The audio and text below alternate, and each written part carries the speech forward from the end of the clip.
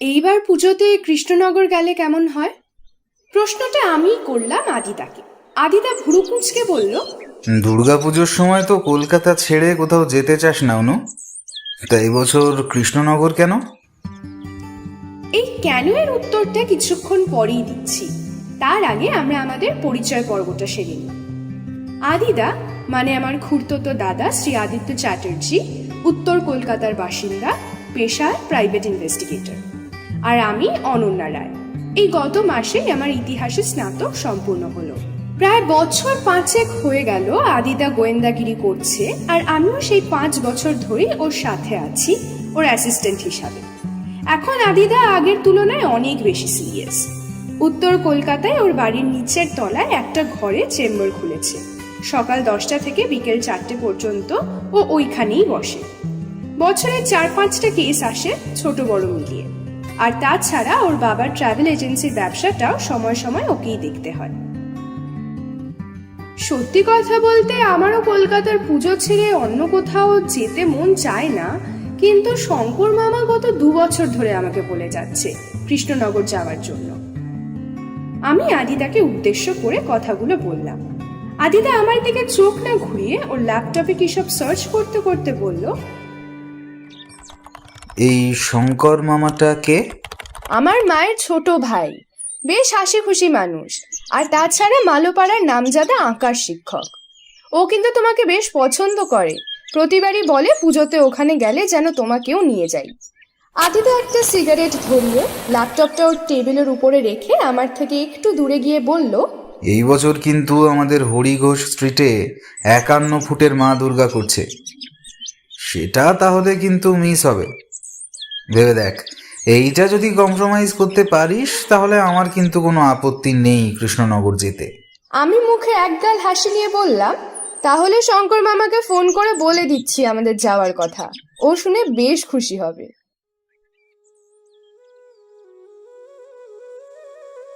যথারীতি মহালয়ার পরের দিন রবিবারের সকালে আমরা শিয়ালদা স্টেশন থেকে কৃষ্ণনগর লোকাল ধরে যাত্রা শুরু করলাম। আমরা যখন কৃষ্ণনগরে পৌঁছালাম তখন বাজে বেলা 10:30। বর্তমান কলকাতার মতো এত উন্নত না হলেও কৃষ্ণনগরের কিন্তু নিজের একটা আলাদা বৈশিষ্ট্য আছে। যদিও পুরো এলাকায় পৌরসভার অধীনে, তাই উন্নতিটাও বেশ ভালো। আর তাছাড়া সেই 300 বছর আগে রাজা কৃষ্ণচন্দ্র দৌলতে এই শহরের উন্নতি তখন থেকেই শুরু হয়ে গেছিল। শঙ্কর মামা স্টেশনের বাইরে আমাদের জন্য ওর পুরনো মারুতি 800 গাড়িটা নিয়ে অপেক্ষা করছিল। আমাদের দেখে সে তো আনন্দে আটখানা। ওনার কাছে যেতেই খই ফোটার মতো বলতে শুরু করলেন, আরে আমার কি সৌভাগ্য আপনারা এসেছেন এই কৃষ্ণনগরে। কলকাতার ওই জাঁকজমক ছেড়ে যে এইখানে আসবেন আমি কিন্তু ভাবতেই পারিনি। তা চলুন চলুন, গাড়িতে বসে পড়ুন, ওইদিকে আবার জলখাবার ঠান্ডা হয়ে যাচ্ছে।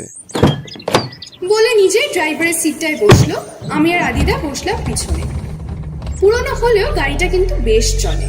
তা আপনার কাজ কেমন চলছে আদিত্যবাবু? আপনার তো বেশ নাম গোয়েন্দাগিরিতে।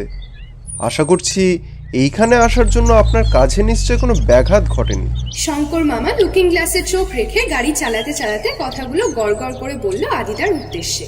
আদিদা সিগারেটের শেষ টানটা দিয়ে ফিল্টারটা ডান হাতের বুড়ো আঙ্গুল দিয়ে টোকা মেরে গাড়ির বাইরে ফেলে দিয়ে সানগ্লাসটা বাঁ হাত দিয়ে খুলে হালকা হাসতে হাসতে বলল, প্রথম কথা, আপনি আমাকে আপনি বলবেন না প্লিজ। যেহেতু আপনি অনুর মামা, সেই সম্পর্কে আমারও মামাই হবেন। আর দ্বিতীয় কথা, আমার কাজে কোনো রকম ব্যাঘাত ঘটেনি। হ্যাঁ, তবে অনু এই বছর আমাদের হরিঘোষ স্ট্রিটের 51 ফুটের দুর্গাটা মিস করবে। কথাগুলো বলে আদিদা আবার সানগ্লাসটা চোখে পড়ে নিল আর তার দ্বিতীয় সিগারেটটা ধরাল। শঙ্কর মামা হাসতে হাসতে বলল, দেখুন আদিত্যবাবু, আপনার বয়স হয়তো 30 হতে পারে, কিন্তু আপনি যে কাজ করেন সেই কাজ তো আর বয়স দিয়ে তুলনা করা যায় না। বছর 3 আগে আয়েশবাগের বাইবেল খুঁজে দেওয়ার ঘটনা আমি অনুর মুখে শুনেছি।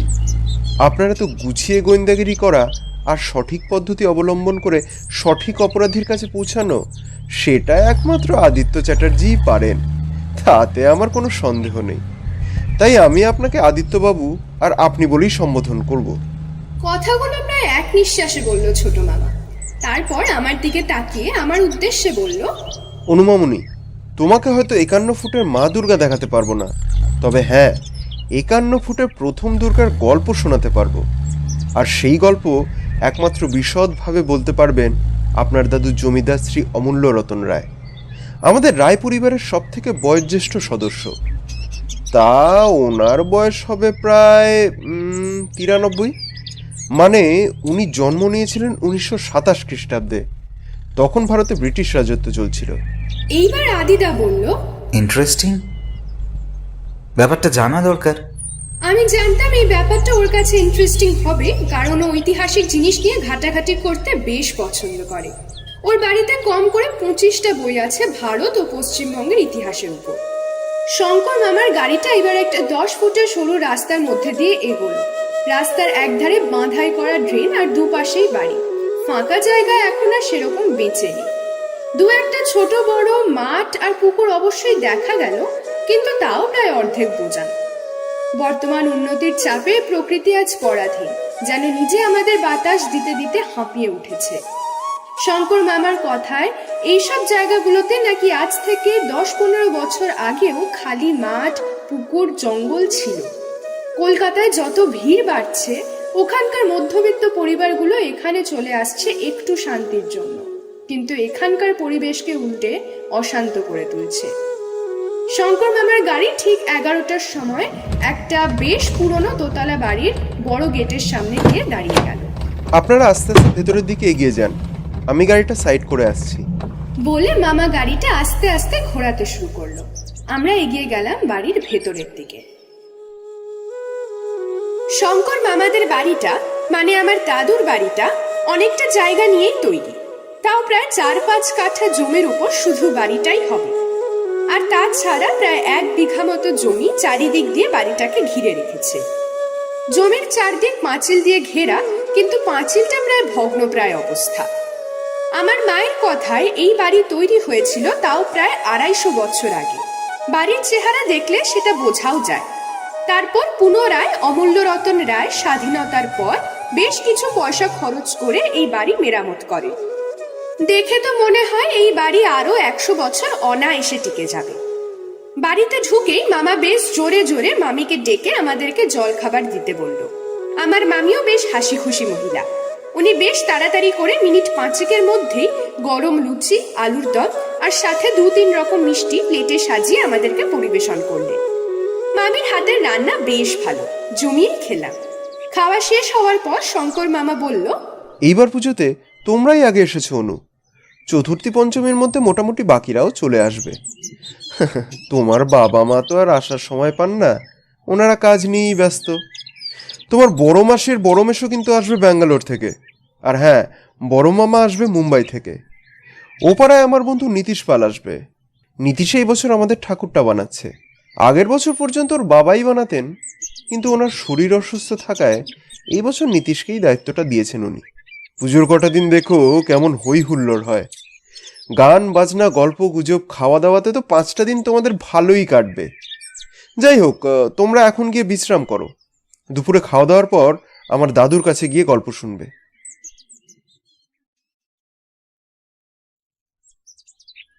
আদিদা খাটে বসে একটা পায়ের উপর আরেকটা পা তুলে একটা বালিশে হেলান দিয়ে আমাকে বলল, এর আগে তুই এখানে কতবার এসেছিস? তাও প্রায় 4-5 বার হবে। তুই তাহলে আমাকে আগে বলিসনি কেন এই বাড়ির ব্যাপারে? আমি ভেবেছিলাম তুমি এখানে আসতে চাইবে কি না। এত সুন্দর একটা ঐতিহ্য, আর এর সাথে নিশ্চয়ই কোনো ইতিহাসও জড়িয়ে আছে। দেখেছিস বাড়িটা একবার ভালো করে? কত বছর আগে তৈরি হয়েছে, কিন্তু কি নিপুণ সব কারুকার্য। শঙ্কর মামার দাদুর সাথে কথা বলার ধৈর্য আমি আর ধরতে পারছি না। কথাটা তুমি ঠিকই বলেছ আদিদা। আমার মাও বলে এই বাড়ি নিজেই একটা ইতিহাস। এই বাড়িটা নাকি মায়েদের নিজেদের ছিল না। বাকি বিবরণ মাও বলেনি কোনোদিন, আর আমিও জিজ্ঞাসা করিনি। দুপুরে খাওয়া দাওয়া সেরে প্রায় ঘন্টা 2 মতো আমরা বিশ্রাম নিলাম। বাড়িটার মেইন গেটটা পূর্ব দিকে, পুরো পাঁচিল দিয়ে ঘেরা, এবং সামনে একটা বড় গেট। বাড়ির চারিদিকে যে খালি জায়গা আছে সেখানে বিশেষ কোনো গাছগাছালি নেই, তবে হ্যাঁ, পাঁচিলের ধারে খানবিশেক সুপুরি গাছ সোজা হয়ে দাঁড়িয়ে আছে। বাড়ির পিছনে 2টো আম গাছ আছে, আর আছে একটা বড় বট গাছ। বট গাছটা বেশ পুরনো। বাড়িটার বাঁ দিকে দুর্গা মন্দির আছে, সেটা বেশ বড়। মেঝেতে মার্বেল দেওয়া, মন্দিরের ভিতরে বেশ বড় একটা ঘন্টা আছে। বাড়িটা দোতলা, মোট ঘর 7টা, নিচে আছে 4টে ঘর আর উপরে 3টে। নিচে কোনো ডাইনিং বা ড্রয়িং রুম না থাকলেও বেশ বড় একটা বারান্দা আছে, ওটাকেই ডাইনিং হিসেবে ব্যবহার করা হয়। ওপরে একটা বেশ বড় ডাইনিং রুম আছে আর তার সাথে একটা চওড়া ব্যালকনিও আছে। নিচের একটা ঘরে থাকে শঙ্কর মামারা। বড় মামাদের ঘরটা শঙ্কর মামার পাশে, আর একদম ডান দিকের ঘরটায় থাকে মামার দাদু শ্রী অমূল্য রতন রায়। মামার বাবা মানে আমার দাদু বছর 3 আগে মারা গেছে, আর দিদিমা তো অনেক বছর আগেই মারা গেছে। দাদু দিদিমার ঘরটাতেই এখন আমরা থাকছি। বাকি একটা ঘরে নানা রকম বই, পুরনো আসবাব আর এই বাড়ির কিছু স্মৃতি রাখা আছে। আর বাকি একটা ঘর ফাঁকা রাখা থাকে, কোনো অতিথি বা আত্মীয় আসলে তখন ওই ঘরটা খুলে দেওয়া হয়। বিকেল 5টার সময় শঙ্কর মামা নিজেই আমাদেরকে ঘরে এসে বলল, চলুন না দিত্যবাবু, আমার দাদুর সাথে আপনার পরিচয়টা করিয়ে দিই। আপনার ব্যাপারে ওনাকে বললাম, উনিও বেশ খুশিই হয়েছেন আপনি এখানে এসেছেন বলে। আমরা দুজনে শঙ্কর মামার সাথে নিচে নেমে গেলাম। সিঁড়িগুলো বেশ চওড়া, আগেকার সময় বাড়িগুলোতে এরকম চওড়া সিঁড়ি ব্যবহার করা হতো। আমরা যে ঘরটায় প্রবেশ করলাম সেটা খুব বেশি বড় না হলেও মোটামুটি 12 ফুট লম্বা আর 13 ফুট মতো চওড়া হবে। ঘরের বাম দিকে একটা বড় লম্বা শেলফ, তাতে প্রায় 200 খানেক পুরনো বই রাখা আছে। ডান দিকের দেওয়ালটাতে বেশ কিছু অনেক বছরের পুরনো দুর্গা ও জগদ্ধাত্রীর বাঁধানো ছবি টাঙানো, আর মোট 3টে ভদ্রলোকের ছবি রাখা আছে। 3 জনের ছবি অনেকটা একই রকম ভাবে তোলা। এছাড়া ঘরের মধ্যে একটা বড় খাট আর একটা চেয়ার রাখা আছে। ঘরে প্রবেশ করতে দেখলাম বৃদ্ধ অমূল্য রতন রায় খাটে হেলান নিয়ে বসে কি একটা গল্পের বই পড়ছেন। মাথার চুল সব পাকা। ভদ্রলোক বসে থাকলেও ওনার উচ্চতা যে কমপক্ষে 6 ফুট সেটা বুঝতে অসুবিধা হলো না। একটা হালকা ধূসর রঙের কুর্তা আর পাজামা পরে আছে। চোখে চশমা যেটা পরে আছেন সেটা প্রায় বছর 10 আগেকার হবে। অনেকটা গান্ধী স্টাইলের গোল চশমা, সোনালী রঙের ফ্রেম। আমরা ঢুকতেই ভদ্রলোক বললেন, অনু দিদি ভাই, এসো এসো। আমি আমার বড় দাদুকে প্রণাম করলাম, আদিদা ওনাকে প্রণাম করলো। আদিদাকে দেখে ভদ্রলোক জিজ্ঞাসা করলেন, তাহলে এই হচ্ছে তোমার গোয়েন্দা দাদা। নামটা কি জানো বেশ? আদিত্য চ্যাটার্জি। আদিদা সংক্ষিপ্ত উত্তর দিল। ও হ্যাঁ, আদিত্য। শঙ্কর বেশ প্রশংসা করছিল তোমার নামে। তা পড়াশোনা কতদূর তোমার? আগে ইংলিশ অনার্স, তারপরে ইতিহাসে মাস্টার্স করেছি। তাহা বেশ। শুনলাম শঙ্কর তোমাদের 51 ফুটের দুর্গার কথা বলেছে। তোমরা জানতে আগ্রহী। আমি তোমাদের 51 ফুটের দুর্গার ব্যাপারে অবশ্যই বলবো, কিন্তু তার আগে আমি একটা ধাঁধা মানে একটা ছড়া তোমাকে দেখাতে চাই। দেখো তো সেটার সমাধান করতে পারবে কিনা। আমি অবশ্যই চেষ্টা করব। তা বেশ, তোমরা বসো, আমাকে মিনিট 10 সময় দাও। বলে বৃদ্ধ আস্তে আস্তে খাট থেকে নেমে লম্বা শেলফটা নিচের কভারটা খুলে একটা অনেক পুরনো ডায়েরি বার করলেন। তারপর সেটা নিয়ে এসে পুনরায় খাটের উপরে বসে আমাদের দুজনকেই খাটে বসতে বললেন। ধাঁধাটা ডায়েরিটা থেকে খুঁজে বার করতে আরো মিনিট 5 লাগালেন। তারপর আমাদের কাছে ডেকে বললেন, মন দিয়ে শুনবে, দরকার হলে লিখে নাও। সবাই কি দাম পায় নিজ নিজ সৃষ্টিতে? ভালো করে চেয়ে দেখো তোমার ওই দৃষ্টিতে। মাটিকে দেবতা করে প্রাণ ঢেলে দিলাম, কিন্তু শেষেতে গিয়ে ব্যর্থতা পেলাম। নাহি দরকার ধন, নাহি কিছু প্রয়োজন, আসল সম্মানটুকু দিল না প্রিয়জন। আমারই সৃষ্টি আজ আমাকেই চেনে না। কালের কৃষ্ণ, তবে এটা ঠিক হলো না। কি শুনলে মন দিয়ে? এই কথাগুলোর মানে আজ পর্যন্ত বুঝতে পারিনি, কিন্তু আমার মনে হয় যদি এইগুলো সঠিকভাবে বোঝা যায় তাহলে কিছু একটা রহস্য অবশ্যই বেরিয়ে আসবে। আদিদা ওর মোবাইল ফোনে ডায়েরির পৃষ্ঠাটার একটা ছবি তুলে নিয়ে বলল, আমি অবশ্যই চেষ্টা করব। আমাকে কটা দিন সময় দিন। সে তুমি সময় নাও, আমি তো আমার সারাটা জীবন কাটিয়ে দিলাম, তাও পারলাম না উদ্ধার করতে। দেখো যদি তুমি পারো।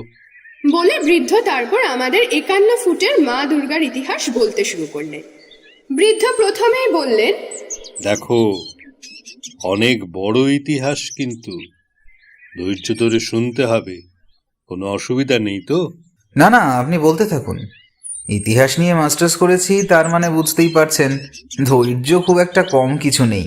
বৃদ্ধ হাসতে হাসতে শুরু করলেন। গল্পটা আমাকে আমার দাদু বিলাস রতন রায় বলেছিলেন। আমার দাদুর বাবা, মানে আমার বড় বাবা, শ্রী কালীকৃষ্ণ রায়, যদিও তখন ওনার রায় উপাধিটা পাওয়া হয়নি, তখন উনি ছিলেন কালীকৃষ্ণ পাল, পেশায় ছিলেন মৃৎশিল্পী। কিন্তু সংসারে প্রচুর অভাব ছিল। 3 ছেলে আর 1 মেয়েকে নিয়ে সংসার চালাতে হিমশিম খেতে হতো। কিন্তু শিল্পী হিসাবে বেশ ভালো ছিলেন, হাতের কাজও ভালো ছিল। আগেকার দিনে তো আর আজকের মতো ঘরে ঘরে বা এত বারোয়ারি পুজো হতো না। ওই 4-5টা গ্রাম নিয়ে একটা পুজো হতো, তাই সেরকম ঠাকুরও বানানো হতো না। বছরে হয়তো 5-7টা করে বায়না পেত, আর বাকি সারা বছর চলতো মাটির কলসি, বাসনপত্র ইত্যাদি বানিয়ে। তোমরা তো জানোই আমাদের কৃষ্ণনগরের জগদ্ধাত্রী পুজো বেশ বিখ্যাত। রাজা কৃষ্ণচন্দ্র নিজে হাতে জগদ্ধাত্রী পুজো করে এই পুজোকে বিখ্যাত করেছিল। কিন্তু দুর্গা পুজোও যে উনি একটা করেছিলেন সেই খবর কিন্তু কারোর কাছে পাবে না। রাজা কৃষ্ণচন্দ্র রায়কে নবাব যখন জেলে বন্দি করে রাখে, তখন নাকি স্বয়ং মা দুর্গা জগদ্ধাত্রীর রূপ নিয়ে তাকে স্বপ্ন দিয়েছিলেন আর বলেছিল যে বন্দি হওয়ার ফলে দুর্গা পুজো করতে না পারায় যেন সে দুঃখ না করে, আর কিছুদিনের মধ্যেই সে মুক্তি পেয়ে যাবে, আর তারপর 1 মাসের মধ্যেই যেন সে দুর্গার অন্য এক রূপ জগদ্ধাত্রীকে ধুমধাম করে পুজো দেয়। সেই বছর থেকেই কৃষ্ণনগরে শুরু হয় জগদ্ধাত্রী পুজো। কিন্তু শেষ জীবনে রাজা কৃষ্ণচন্দ্র ভেবেছিলেন মা দুর্গাই তো তাঁকে স্বপ্ন দিয়েছিলেন, একবার যদি দুর্গা পুজোটা শুরু করা যায় তাহলে কিন্তু কৃষ্ণনগরের মানুষেরা দুর্গা পুজোতেও আনন্দ করতে পারবে। কিন্তু মুশকিলটা হয়েছিল, ততদিনে জগদ্ধাত্রী পুজো এতটাই বিখ্যাত হয়ে গেছে, দুর্গা পুজোকে কিভাবে প্রচার করা যায়, বা আদৌ কৃষ্ণনগরের লোকে দুর্গা পুজোকে ভালোবেসে নেবে নাকি, সে নিয়ে একটা চিন্তায় পড়েছিল। তখন উনি সভাসদদের সাথে আলোচনা করে এই সিদ্ধান্তে আসেন যে দুর্গাপুজো হবে, কিন্তু বিশাল বড় মাপের। মা দুর্গা হবে 51 ফুটের। কাজ শুরু হবে 6 মাস আগে থেকে, আর প্রচার করা হবে ঢেরা পিটিয়ে। পাশের রাজ্য, তখনকার নবাব, এমনকি দিল্লির সুলতান, সবাইকে আমন্ত্রণ পত্র পাঠানো হবে। তারপর খোঁজ শুরু হয় ভালো মৃৎশিল্পী। ডাক পড়ে আমার দাদু কালীকৃষ্ণ পালের। মহারাজ তাকে আদেশ দেন, যত টাকা লাগবে পাবে, মূর্তি হবে সুন্দর, বড় হওয়ার জন্য মায়ের মুখশ্রী যেন কোনো রকম ভাবে খারাপ না হয়। দাদু ও সাথে 5 জন সহশিল্পীকে নিয়ে সেখানেই থাকার ব্যবস্থা করে দেওয়া হয়। সবার খাওয়া দাওয়া সবকিছুই সেখানেই ব্যবস্থা করা হয়। মুর্শিদাবাদ থেকে আসে গঙ্গার মাটি, বিচুলি আর কাঁচা বাঁশ। কাজ শুরু হয় ধুমধাম করে। কৃষ্ণনগরের রাজবাড়ির সামনের খালি মাঠেই চলে মূর্তি বানানোর কাজ। সাথে কিছু ছোট দোকানও বসে ওই মাঠের ধারে। প্রতি সপ্তাহে একবার হলেও মহারাজ এসে দেখে যেতেন কাজ কিরকম এগোচ্ছে। দেখতে দেখতে এসে গেল দুর্গাপুজোর চতুর্থী। রামদাদু নিজে মহারাজের কাছে গিয়ে জানালো যে মূর্তি সম্পূর্ণভাবে প্রস্তুত, উনি যেন দেখতে যান। মহারাজ নিজে তার সভাসদ ও রানীমাকে নিয়ে দেখতে যান 51 ফুটের মা দুর্গার মূর্তি। সালটা ছিল 1781। ওই সময় ওই রকম এক মূর্তি কল্পনার বাইরে ছিল। মহারাজা রানীমার সামনে দাদু মায়ের উপরের কাপড় সরিয়ে দিয়ে দেখালেন অসাধারণ সেই মায়ের মুখ। চোখ দুটো একদম আগুনের শিখার মতো জ্বলজ্বল করছে। ঠোঁট দুটো দিয়ে মিষ্টি হাসিতে ভরে আছে। মনে হচ্ছে যেন স্বয়ং মা দুর্গা নিজে দাঁড়িয়ে আছে। মায়ের এত সুন্দর রূপ দেখে তো সবাই অবাক। রাজা খুশি হয়ে দাদুকে বলেন সে অসম্ভব সাধন করেছে। আসুক নবাব, আসুক সুলতান, দেখিয়ে দেব আমরা কৃষ্ণনগর সব করে দেখাতে পারি। রাজা মহা আনন্দে সকল প্রজাকে বলে দিলেন সবাই যেন তার রাজপ্রাসাদে গিয়ে 100 করে মোহর নিয়ে আসে, নতুন জামা কাপড় কেনে, ঘরকে যেন প্রদীপের আলোয় সাজিয়ে তোলে। দাদুকে বলেন কালী, তুমি থাকো এখানে দশমী পর্যন্ত। তোমার কিছু পাওনা আছে আমার থেকে, আগে দেখি তোমার তৈরি এই মা দুর্গা কতটা চমক দিতে পারে সবাইকে। বড় মাঠটি চারদিক দিয়ে ঘিরে দেওয়া হলো। লম্বা লম্বা বাঁশ বেঁধে তার মধ্যে লণ্ঠন ঝুলিয়ে দেওয়া হলো। মা দুর্গার মূর্তিকে ঘিরে চারদিকে বসল মেলা। লোকে লোকারণ্য হয়ে গেল। রাজা বলে দিলেন পঞ্চমী থেকে পুজো শুরু, আর বিসর্জন হবে দশমীর দিন। আশপাশের সকল অঞ্চল থেকে লোক আসতে শুরু করে দেয়। আসেন স্বয়ং মুর্শিদাবাদের নবাব মুর্শিদ কুলি খান এবং দিল্লির সুলতান দ্বিতীয় শাহ আলম। সবাই বাহবা দেন রাজা কৃষ্ণচন্দ্রকে। শাহ আলম তো খুশি হয়ে রাজাকে হীরের মুকুট পুরস্কার দেন আর রানীকে দেন সোনার মুকুট। কৃষ্ণনগরের নাম সারা ভারতবর্ষে ছড়িয়ে পড়ে। বৃদ্ধ এ পর্যন্ত বলে 1 গ্লাস জল খেয়ে একটু চুপ করে থাকলেন। তারপর আবার শুরু করলেন। তা এই হলো 51 ফুটের মূর্তির গল্প। কিন্তু আরো একটা ইতিহাস আছে, সেটাই আসল ইতিহাস। তার মানে 51 ফুটের মূর্তি ছাড়াও অন্য একটা ইতিহাস আছে? আমি কৌতূহল বশত জিজ্ঞাসা করলাম। হ্যাঁ, আর এইটাই বেশি চমকপ্রদ ইতিহাস। আর সেই ইতিহাসটাই হলো আমাদের জমিদার হয়ে ওঠার মূল কারণ। শোনো, আমরা তো প্রথমে জমিদার ছিলাম না, আর না ছিল আমাদের এত বড় বাড়ি। যা হয়েছে ওই কালী কৃষ্ণের হাত যশ আর মহারাজা কৃষ্ণচন্দ্রের দয়া ও দানে। পুজো শেষ হয়ে যাওয়ার পরের দিন মহারাজা কালীকে তার রাজসভায় ডেকে পাঠান আর বলে যে কালীর কি পুরস্কার লাগবে। কালী ঠিক বুঝতে পারে না কি চাইবে ওনার থেকে? বেশি কিছু চাইলেও আবার যদি হিতে বিপরীত হয়ে যায়, তাই একটু ভেবেচিন্তেই বলে যে ওর পরিবারের যেন কোনোদিন অন্যের অভাব না হয়, সেই ব্যবস্থা যেন মহারাজ দয়া করে করে দেন। কথা শুনে রাজামশাই বেশ খুশিই হন, আর ওনাকে মোট 2টো পুরস্কার দেন।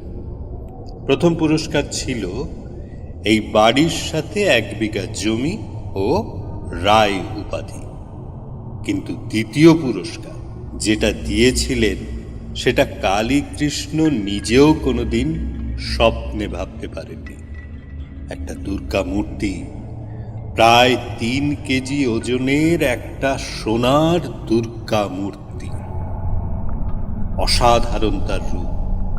কালীকৃষ্ণকে মহারাজ নিজে হাতে মূর্তিটা দিয়ে বলেন, এইটা রাখো তোমার কাছে, দেখো তোমার কোনো দিন কোনো কিছুরই অভাব হবে না।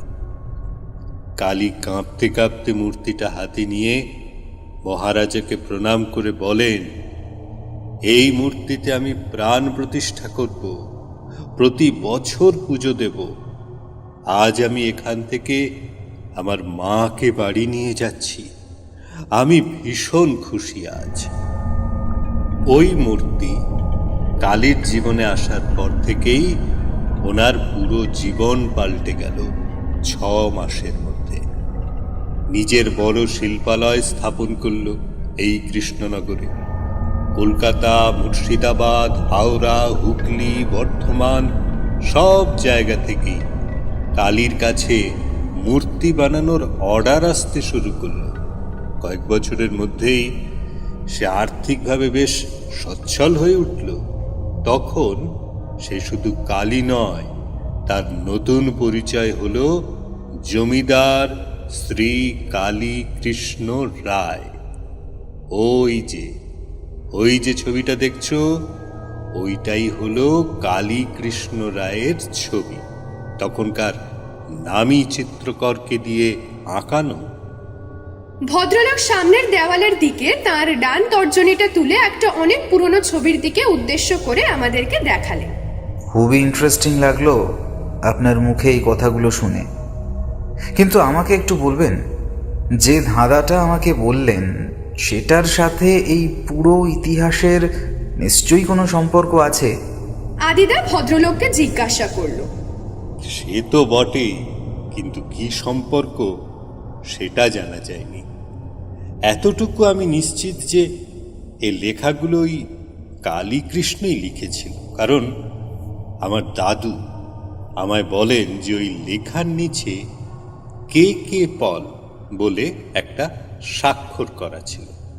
সেটা অবশ্য আমি দেখিনি, কিন্তু আমার দাদু সেই স্বাক্ষরটাকেই কপি করে লেখাগুলোর নিচে কে পল লিখে রেখেছে। অনু, তুই একবার ওই ধাঁধাটার একটা ছবি তোর মোবাইলেও তুলে রাখ। আর হ্যাঁ, আপনি কি আমাকে সোনার মূর্তিটা একবার দেখাতে পারবেন?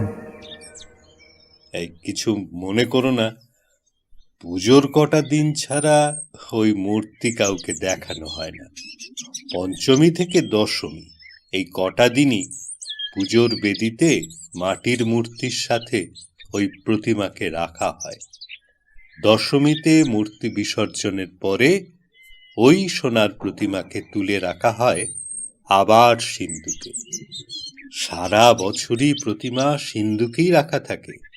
হ্যাঁ, এই তোমরা চাইলে ওই মূর্তির ছবি দেখতেই পারো, এই শঙ্করের কাছেই পেয়ে যাবে। অসংখ্য ধন্যবাদ আপনাকে। বলে আদিদা আর আমি দুজনে বৃদ্ধর ঘর থেকে বেরিয়ে এলাম। আমি বললাম, শঙ্কর মামার কাছে গিয়ে ছবিগুলো একবার দেখলে হয় না? না অনু, ছবি দেখার আমার সেরকম কোনো ইচ্ছা নেই। আর কটা দিন পরে তো আসল মূর্তিটাই দেখতে পাবো, তখনই দেখে নেব ওটা। আমার এখন টার্গেট হলো ওই ধাঁধাটাকে সলভ করা। ধাঁধাটা যতটা ইন্টারেস্টিং ততটাই কনফিউজিংও বটে। আমি এখন এটা নিয়েই মাথা ঘামাতে চাই। আমি বুঝতেই পারছিলাম আদিদার গোয়েন্দা মস্তিষ্ক অলরেডি গোয়েন্দাগিরি শুরু করে দিয়েছে। কিন্তু আর কদিন পরে যে সত্যি সত্যি ওকে এই কৃষ্ণনগরে গোয়েন্দাগিরি করতে হবে সেটা আশা করিনি। যদিও যেটা ঘটলো সেটা খুবই অপ্রত্যাশিত ছিল। ঘটনাটা ঘটলো পুজোর শেষে, মানে দশমীর রাতে। সেদিন রাতে ওই ধাঁধাটা নিয়ে আমি আর আদিদা বেশ নাড়াচাড়া করলাম, কিন্তু ঠিক মনের মতন উত্তর পেলাম না। আদিদা বলল, আচ্ছা অনু, তুই যদি নতুন কিছু সৃষ্টি করিস কখনো, যেটা মনে কর আগে কেউ করেনি, তোর কি কোনো রকম আক্ষেপ থাকবে? না, আক্ষেপ কেন থাকবে, বরং বেশ একটা গর্ব হবে। ঠিক তাই, কিন্তু কালী কৃষ্ণর লেখা ধাঁধাটায় অনেকটা আক্ষেপের ছাপই লক্ষ্য করছি। আমি আদিদার কথাগুলো ঠিক বুঝলাম না। আমার চোখ মুখ দেখে ও ঠিক ধরে ফেললো যে আমাকে একটু বিশদে বুঝিয়ে দেওয়া উচিত। ও বলল, শোন, প্রথম লাইনটা দেখ। নিজের সৃষ্টিতে সে দাম পায়নি। পরের লাইনে বলেছে ভালো করে দেখার জন্য, কিন্তু কি দেখতে বলেছে সেটা এখানে ভাবার বিষয়। তারপর মানে 3 নম্বর লাইনে বলা হচ্ছে মাটিকে দেবতা করার কথা, মানে মাটির প্রতিমা তৈরি করার কথা। এটা কিন্তু বেশ পরিষ্কার। কিন্তু 4 নম্বর লাইনটায় ব্যর্থ হওয়ার কথা জানাচ্ছে। শিল্পী যেটা বানিয়েছিল সেটার জন্য ব্যর্থ কেন হলো? তোর মামার দাদুর কথায় কিন্তু শিল্পী কালী কৃষ্ণ পাল ব্যর্থ হননি, উল্টে তাঁর সৃষ্টির কদর সবাই করেছিল। তারপর দেখ দুটো লাইন ভালো করে। টাকা পয়সার দরকার নেই, শুধু দরকার সম্মান, তাও আবার প্রিয়জনের কাছ থেকে। এখানে সমস্যা দেখ, টাকা পয়সা সব পেল, সম্মানও পেল, কিন্তু সেটা রাজার থেকে, মানে কাছের মানুষ কেউ ছিল যে তাকে সম্মান করেনি। শেষের দুটো লাইন কিন্তু আরো বেশি জটিল। ওনার সৃষ্টি ওনাকে চেনে না। কালের কৃষ্ণকে বলা হচ্ছে এইটা ঠিক হলো না, কিন্তু কি ঠিক হলো না? আর কালের কৃষ্ণর কথা কেন বলা হয়েছে? একটু মাজা ঘষা করতে হবে রে অনু এটা নিয়ে। কালী কৃষ্ণ কিন্তু সব পেয়েছিল, টাকা, সম্পত্তি, সম্মান, সব কিছু। তারপরেও এই কথাগুলো কেন লেখা? কথাগুলো শুনে আমার অনেকটাই মাথায় ঢুকলো, কিন্তু আমারও একই প্রশ্ন, যে জীবনে এতটা সফল হওয়ার পরেও কেন এত আক্ষেপ। আমি আদিদাকে বললাম, আচ্ছা, এটাও তো হতে পারে যে কালী কৃষ্ণ এই কথাগুলো শেষ জীবনে লিখেছেন, হয়তো নিজের সন্তানরাই তাকে সম্মান করেনি। আদিদা মুখ থেকে সিগারেটটা নামিয়ে সঙ্গে সঙ্গে বলল, বাহ, এইটা তো বেশ বললি। আমি কিন্তু এইটা ভেবে দেখিনি। এইটায় পয়েন্ট আছে। বাই দ্য ওয়ে, এখন অনেক রাত হয়েছে বুঝলি, চল ঘুমানো যাক। কাল সকাল সকাল উঠে একটু আশপাশটা ঘুরে দেখব।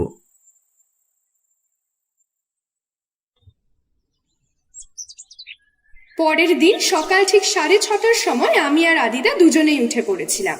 মিনিট 15 পরে বাড়ির চাকর রঘুদা উপরে এসে আমাদের বলে গেলেন নিচে বারান্দাতে সবাই অপেক্ষা করছে চা খাওয়ার জন্য, আমরা যেন নিচে যাই। বারান্দায় সবাই মেঝেতে মাদুর পেতে বসেছে। বাটি থেকে মাখা মুড়ি তুলে মুখে দিয়ে শঙ্কর মামা চায়ের কাপে চুমুক দিতে দিতে বলল, তা ওপারায় যাবেন নাকি একটু আদিত্যবাবু? আমাদের দুর্গা প্রতিমা কতদূর এগুলো দেখে আসতে।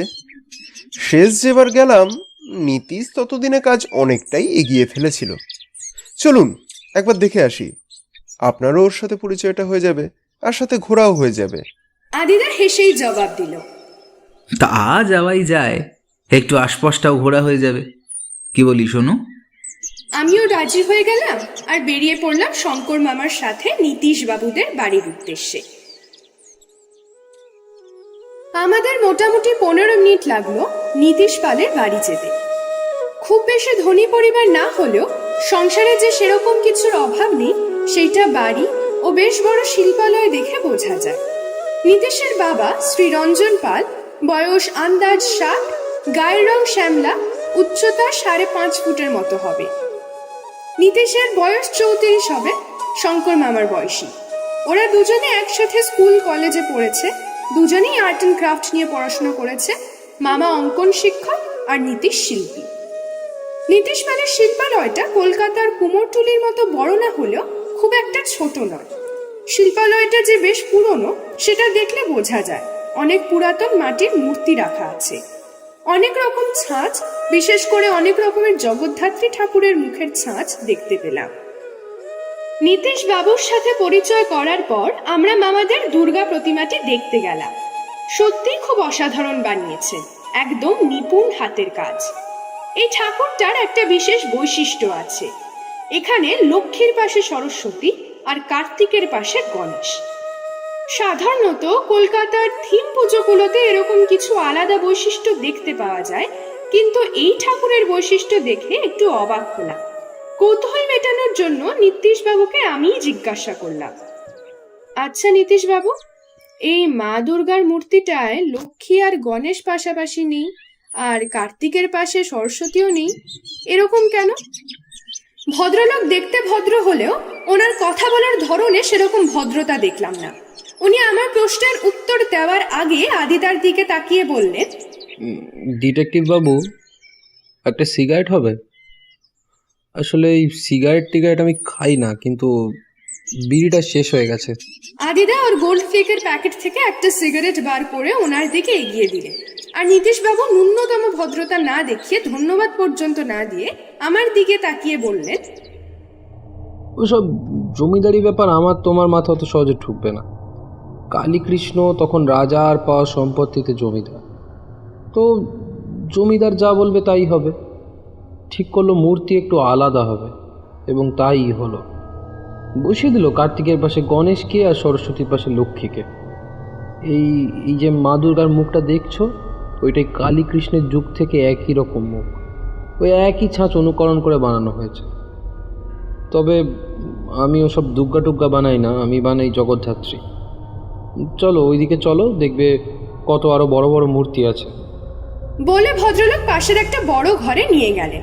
দেখলাম প্রায় খান 30 জগদ্ধাত্রীর মূর্তি রাখা, সবকটা এখনো অসম্পূর্ণ অবস্থায়।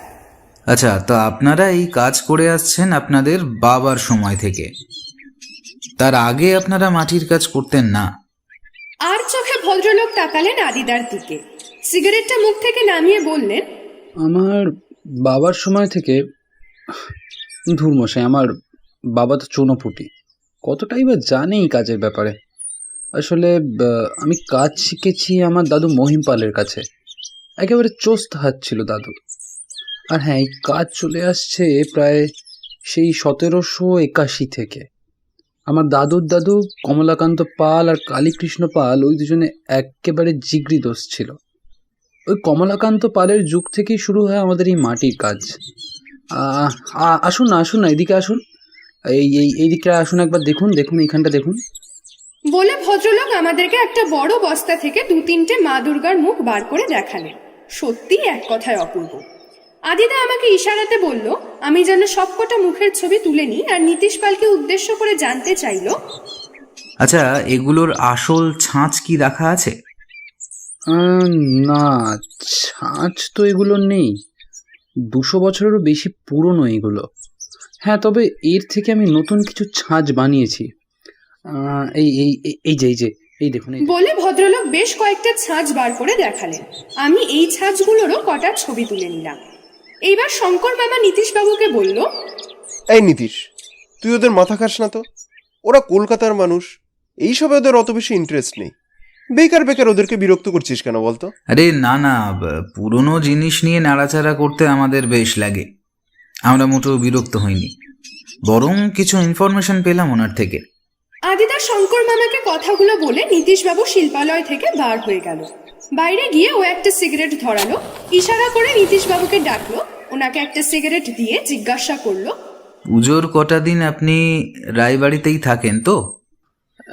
হ্যাঁ, ওই কটা দিন আমার কোনো কাজ থাকে না, পড়ে থাকি ওই রায়বাড়িতেই। আসলে এই সংকটটার জন্যই যাই। বড্ড ভালো, সেই জ্ঞান হওয়া থেকে ওর সাথে বন্ধুত্ব। ছেলেটা বড্ড সাদাসিধে। এবার তো আমি কিছুতে ওদের বাড়ির ঠাকুর বানাতামই না, কিন্তু ও এত জোরাজুরি করতে আমি আর না বলতে পারলাম না। কেন? ঠাকুর বানাতে আপনার কি সমস্যা? আপনি তো বেশ ভালো শিল্পী। না মানে, ঠাকুর বানাতে আমার সেরকম কোনো সমস্যা নেই, কিন্তু দুর্গা ঠাকুর আমার ঠিক সহ্য হয় না। ওই দুর্গা ঠাকুর বানিয়ে কালীকৃষ্ণ ব্যাটা এত বড় লোক হলো। আচ্ছা, কমলাকান্ত কী দোষ করেছিল? ওর হাতের কাজ বরং বেশি ভালো ছিল, কিন্তু রাজা কালীকৃষ্ণকে পুরস্কার দিয়ে বড় লোক করে দিল। এইবার আদিদা আর বেশি ঘাটালো না ওনাকে, সিগারেটটা শেষ করে বলল, আজ তাহলে আসি নীতিশবাবু, আপনার সাথে কথা বলে খুব ভালো লাগলো। আসার সময় আদিদা আরো একটা সিগারেট নীতিশবাবুর হাতে দিয়ে ধন্যবাদ বলে চলে আসলো। এই ধন্যবাদ ও কেন বলল সেটা নীতিশবাবু কি বুঝলো সেটা আমিও ঠিক বুঝলাম না। গাড়িতে উঠে শঙ্কর মামা গাড়ি স্টার্ট করে ঘোরানোর সময় নীতিশবাবু একটা হাঁক মেরে বললেন, চতুর্থীর দিন সন্ধ্যাবেলা ঠাকুর পৌঁছে যাবে।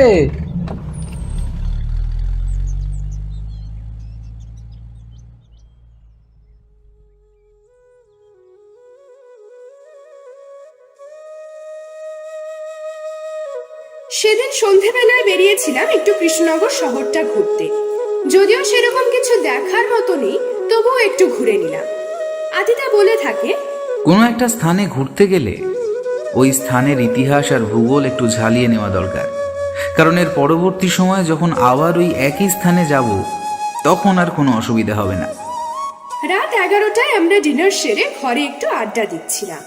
কাজ সেরকম যদিও কিছু নেই, হ্যাঁ পুজোর কটা দিন হয়তো একটু হাতে হাতে কিছু করে দিতে হতে পারে।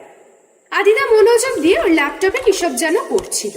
আমি ওকে বললাম, এই নীতিশ লোকটাকে দেখে ঠিক আমার ভালো লাগলো না, কেমন যেন অভদ্র টাইপের। কার সাথে কিভাবে কথা বলতে হয় সেটার কোনো জ্ঞান নেই। তুমি ভাবো, কালীকৃষ্ণ রায়কে ডাইরেক্ট নাম ধরে ডাকছে। আদিদা ওর ল্যাপটপ থেকে মুখ না সরিয়ে আমার কথার উত্তর দিল, মুখের কথা দিয়ে কাউকে বিচার করিস না। ওই লোকটার মধ্যে অনেক কিছু আছে। ওর হাতের কাজ দেখেছিস? কলকাতার আচ্ছা আচ্ছা শিল্পীকে টেক্কা দিতে পারবে। আর ওর কথাগুলোতে একটা ধার আছে, কোনো আক্ষেপ আছে। আর এই যে ধাঁধাটা আমাদেরকে সলভ করতে দিয়েছেন অমূল্য রতন রায়, আমার মনে হয় এইটার সাথে কোনো একটা সম্পর্কও রয়েছে। কৌতূহল বশত আমি জিজ্ঞাসা করলাম, কি করে বুঝলে? একটা ব্যাপার লক্ষ্য করেছিস? এই বাড়িতে কিন্তু কেউ মাটির কাজ করে না, অথচ নীতিশ পালদেরকে দেখ, সেই 200 বছরেরও বেশি সময় ধরে মাটির কাজ করে আসছে। আর এই রায় পরিবার কিন্তু এখন যেটার দ্বারা এই জায়গাতে পৌঁছলো সেই মাটির কাজের সাথে কিন্তু কোনোভাবেই যুক্ত নেই। কথাগুলো দিয়ে আমি বেশি কিছু বুঝতে পারলাম না। শুধু একটা জিনিস বুঝলাম, আমাকে এখনো নিজেকে অনেকটাই মাজা ঘষা করতে হবে এইসব কথার মানে বোঝার জন্য।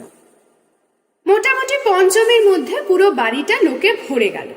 মুম্বাই থেকে আসলো বড় মামা, বড় মামি ও তাদের 2 ছেলে রনি আর বনি। ব্যাঙ্গালোর থেকে বড় মাসি আর মেশো এলো তাদের 1 মেয়ে তিথিকে নিয়ে। তিথির বয়স মোটামুটি আমার মতোই, তাও আমাকে দিদি বলেই ডাকে। পাশের পাড়া থেকে এলো নীতিশ বাবুদের পুরো পরিবার, মানে উনি, ওনার বাবা আর ওনার বোন। আর একটা সারপ্রাইজ যেটা আমি ভাবতেই পারিনি, সেটা হলো ঠিক পঞ্চমীর সকালে আমার বাবা মাও এসে হাজির। সব মিলে পুরো 16 কলা সম্পূর্ণ হলো। পঞ্চমীর দিন ভোরবেলাতেই মাটির মাকে দুর্গা মন্দিরের বেদিতে তোলা হলো। সাথে অমূল্য রতন রায় তার সিংহাসনে রাখা সোনার প্রতিমাটাও মাটির মা দুর্গার সামনে রেখে আসলেন। আমি আর আদিদা এই প্রথম মূর্তিটা দেখলাম। পুরো নিখুঁত হাতের কাজ, পুরনো হলেও মূর্তিটার চমক একই আছে। চওড়ায় 1 ফুট আর উচ্চতা প্রায় 10 ইঞ্চির মতো হবে। এতটা অপূর্ব দেখতে মূর্তিটা যেন যত দেখি ততই দেখতে ইচ্ছে করে। কিভাবে আনন্দ মজার মধ্যে দিয়ে 5টা দিন কেটে গেল বোঝাই গেল না। কিন্তু আসল ঘটনাটা ঘটল দশমীর রাতে। আমরা সবাই মাটির প্রতিমাকে বিসর্জন দিয়ে বাড়ি ফিরেছি, সবাইকে মিষ্টি বিতরণ করা হচ্ছে। হঠাৎ করে কারেন্ট অফ হয়ে গেল, প্রায় মিনিট 5 মতো। হঠাৎ কোনো কিছুর সাথে ধাক্কা লাগার একটা শব্দ হলো। সেকেন্ডের মধ্যে আদিদা ওর লাইটারটা জ্বালালো, কিন্তু ওই ক্ষীণ আলোতে কিছুই বোঝা গেল না। এই সময় শঙ্কর মামা জোরে চিৎকার করে বলল, এই রঘু, জেনারেটরটা চালাতো। এই রঘু, জেনারেটরটা চালা বাবা। এরকম 2-3 বার চিৎকার করার পর রঘুর একটা হালকা শব্দ পাওয়া গেল। হ্যাঁ হ্যাঁ চালাচ্ছি। তারও প্রায় 1 মিনিট পরে জেনারেটরের শব্দ শোনা গেল আর সাথে সাথে আলো জ্বলে উঠল। কিন্তু আলো আসার পরে আমরা সবাই যা দেখলাম তাতে আমাদের সবারই পা থেকে মাটি সরে গেল। দেখলাম মায়ের বেদিটি খালি পড়ে আছে, মোমবাতিটা উল্টে পড়ে আছে আর সোনার দুর্গা মূর্তিটাও কোথাও নেই। আমরা সবাই স্তম্ভিত হয়ে গেলাম। সবার মনে তখন একটাই প্রশ্ন যে মূর্তিটা গেল কোথায় আর ওই চুরি বা কে করলো। রাতেই ঠিক করা হচ্ছিল পুলিশকে খবর দেওয়া হবে, কিন্তু অমূল্য রতন রায় বললেন, এই বাড়ির একটা সম্মান আছে। আমাদের পূর্বপুরুষদের আমলেও কোনোদিন পুলিশ আসেনি এই বাড়িতে। কাউকে পুলিশে খবর দিতে হবে না, বরং আমি চাই আদিত্যকেই এই দায়িত্ব দেওয়া হোক। ও হলো নতুন যুগের গোয়েন্দা। আশা করছি ও পারবে মূর্তিটা খুঁজে বার করতে। কি আদিত্য, পারবে তো বাবা? আদিদা মাথা নেড়ে বলল, সে চেষ্টা করে দেখতেই পারি, কিন্তু কটা দিন সময় আমাকে দিতে হবে। আর সেই কটা দিন কিন্তু এই বাড়ির কোনো সদস্য এই বাড়ি ছেড়ে কোথাও যেতে পারবে না। কথাটা শুনে বড় মামা বিলাস রায় একটু জোরেই বলে উঠলেন, ইয়ার কি হচ্ছে নাকি? এই পরশুই ফিরবো মুম্বাইয়ে, আমার ফ্লাইট আছে। তাছাড়া এমনিতেই ব্যবসায় লস খাচ্ছি, আর ওপর এখানে আটকে গিয়ে আরো খারাপ অবস্থায় পড়ি আর কি। না না, আমি পারবো না থাকতে। কোথাকার কারণ গোয়েন্দা এখন মূর্তি উদ্ধার করবে, কতদিন লাগবে কে জানে, সেই জন্য আমাকে এখানে বসে থাকতে হবে। বিলাস, তুমি কোনো সেলিব্রিটি নও। বাড়ির সব থেকে মূল্যবান জিনিসটা চুরি গেছে। তাছাড়া মূর্তিটা তো আমাদের সম্মান নাকি? সেই কৃষ্ণচন্দ্রের যুগ থেকে মূর্তিটা আমাদের কাছে আছে, আর আজকে আমাদের হাত থেকেই মূর্তিটা চুরি গেল। না না বিলাস, তুমি কোথাও যাবে না। আদিত্য, আমি তোমাকে বাবা মোট 7টা দিন সময় দিলাম, তার মধ্যেই কিছু একটা করো। এর থেকে বেশি সময় আমি তোমাকে দিতে পারবো না। ভাবতে পারো এইটা তোমার কাছে একটা চ্যালেঞ্জ। শঙ্করের মুখে শুনেছি তুমি নাকি প্রাচীন বাইবেলটা উদ্ধার করেছিলে 10 দিনের মাথায়। চেষ্টা করে দেখোই না।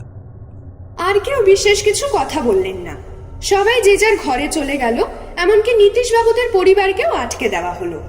পূজার আনন্দের মুহূর্তগুলো একটু হলেও মলিন হয়ে গেল, আর সারা বাড়িতে একটা নিস্তব্ধতার আবহাওয়া তৈরি হলো। সেই রাত থেকেই আদিদা আর আমি কাজ শুরু করে দিলাম। আদিদা ওর ল্যাপটপটা অন করে বলল, কি বলিস, 7 দিনে মিস্ট্রি সলভ হবে নাকি আরো বেশি সময় লাগবে? আমি বললাম, আমার তো মনে হয় 7 দিন নয়, ওর থেকেও কম সময় তুমি এই কেসটা মিটিয়ে দেবে। আদিদা হাসতে হাসতে বলল, এখানে একটা পজিটিভ দিক কি জানিস? কি? অলরেডি আমাদের হাতে ওই ধাঁধাটা রয়েছে। ওইটা সলভ করা মানে অর্ধেক কেস সলভ হয়ে যাবে। ওই ধাঁধাটার সাথে কি মূর্তি চুরির কোনো সম্পর্ক আছে? আছে আছে, আলবাত আছে। একটু সময় দে। ওই ধাঁধাটা যে সলভ করতে পেরেছে একমাত্র সেই ওই মূর্তিটা নিয়ে থাকবে। যদিও এইটা আমি পুরোটাই আন্দাজে বলছি, তবুও কেন জানি না আমার মস্তিষ্ক বলছে ওই ধাঁধাটাই সব কিছু সলভ করতে পারবে। একটা ব্যাপার লক্ষ্য কর, ধাঁধাটা লেখা হয়েছে সেই কালীকৃষ্ণর সময়, আর স্বর্ণ মূর্তিটাও সেই ওই সময় থেকেই এই বাড়িতে আছে। তার মানে ওই ধাঁধার সাথে এর একটা পরোক্ষ সম্পর্ক আছে। কিন্তু তাহলে মূর্তিটা আগেও চুরি হতে পারতো। এখানেই তো আসল ব্যাপার লুকিয়ে আছে। আগে চুরি হয়নি কারণ এই ধাঁধার ব্যাপারটা পরিষ্কার ছিল না। আর হ্যাঁ, আরও একটা ব্যাপারে আমি একদম কনফার্ম যে মূর্তিটা এই বাড়ির কেউই নিয়েছে। মানে আজকে বিসর্জনের আগে আর তার পরে যে কজন উপস্থিত ছিল তাদের মধ্যেই কেউ একজন। কারণ যখন আমরা মিষ্টিমুখ করছিলাম তখনও কিন্তু বেদিতে মূর্তিটা বসানো ছিল। চট করে পেন আর ডায়েরিটা নিয়ে বসতো, যা বলছি লিখতে শুরু কর। বাচ্চাগুলোকে বাদ দিয়ে বাকি সবার নাম লেখ যারা ওখানে উপস্থিত ছিল। আমি একে একে নামগুলো লিখতে শুরু করলাম। প্রথমে শঙ্কর মামা, ওর হাতে মিষ্টির হাড়ি ছিল, সবাইকে মিষ্টি দিচ্ছিল। মামি মামার পাশেই দাঁড়িয়েছিল, মামাকে সাহায্য করছিল। বড় মামা, আচ্ছা বড় মামাও তো ছিল না, ও ওকে তো ওই মুহূর্তে দেখলাম না। ছিল বাইরে দাঁড়িয়ে স্মোকিং করছিল, আমি দেখেছি। তারপর লিখে যা। বড় মামি ছিল ঠিক ছোট মামির ডান পাশে, আর বড় মেশো বেদিটার একটু আগেই দাঁড়িয়েছিল। বিসর্জনের পর ঘটটা বেদিতে রেখে ওইখানেই দাঁড়িয়েছিল। ঠিক আছে, তারপর লেখ। তারপর নীতিশ পাল তোমার পিছনে দাঁড়িয়েছিল, আর ওর পাশে ওর বোন। ওর বাবা তো ছিল দাদুর ঘরে, আর ওখানে দাদুও ছিল। না, ভুল বললি। নীতিশের বাবা ওই সময় এসেছিল মণ্ডপের সামনে, ওর মা নিয়ে এসেছিল। আচ্ছা আদিদা, রঘুদা তো ছিল না? ও তো প্রায় অনেকক্ষণ পরেই জেনারেটরটা চালানো। সেটা ঠিক আছে, কিন্তু ব্যাপারটা ঘটেছে পুরো মিনিট 3 মধ্যে। আগে থেকেই পুরো প্ল্যান করা ছিল। রঘুদাও হয়তো এই প্ল্যানে ছিল, কিন্তু এখানে প্রশ্ন একটাই। কি প্রশ্ন আদিদা? মোমবাতিটা কিন্তু বেদিতে জ্বলছিল, কিন্তু ঠিক কোনো একটা সময় ওইটাকে নিভিয়ে দেওয়া হয়েছিল। মানে আগে মোমবাতি নিভেছে, তারপর কারেন্ট গেল, আর তারপর মূর্তিটা কেউ নিল। 3টে জিনিস পর পর ঘটেছে। প্রশ্ন এখানে একটাই, মোমবাতিটা কে নিভিয়ে দিল? আরেকটা কথা আদিদা, এটাও তো হতে পারে যে কারেন্ট হয়তো কেউ ইচ্ছা করেই বন্ধ করে দিয়েছিল। হ্যাঁ, এটাও হতে পারে, কিন্তু ওই কিছুক্ষণ সময়ের মধ্যে কাজটা একজনের পক্ষে করা সম্ভব নয়। তার মানে একটাই, যে কাজটা মোট 3 জন মিলে করেছে।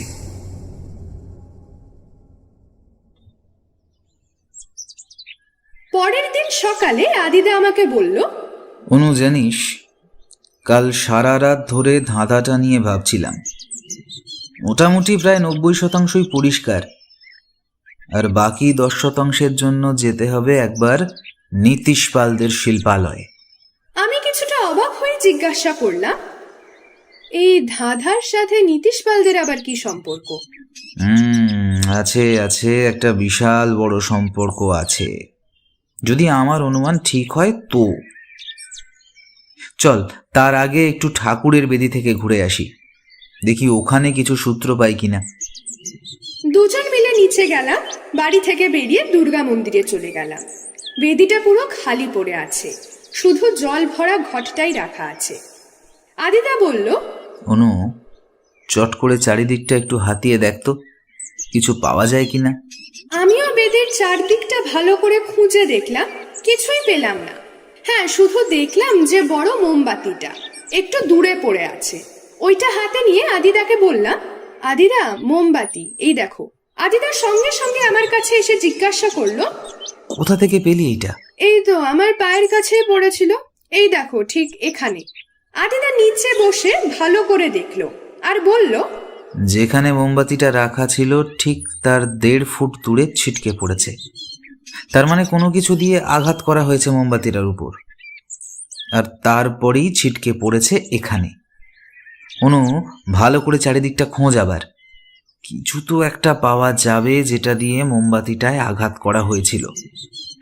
কারণ কাল রাতের পর থেকে আমি এই মন্দিরে তালা দিয়ে দিয়েছিলাম, আর চাবি আমার কাছেই ছিল। তো এখান থেকে আশা করছি কোনো কিছুই সরানো হয়নি।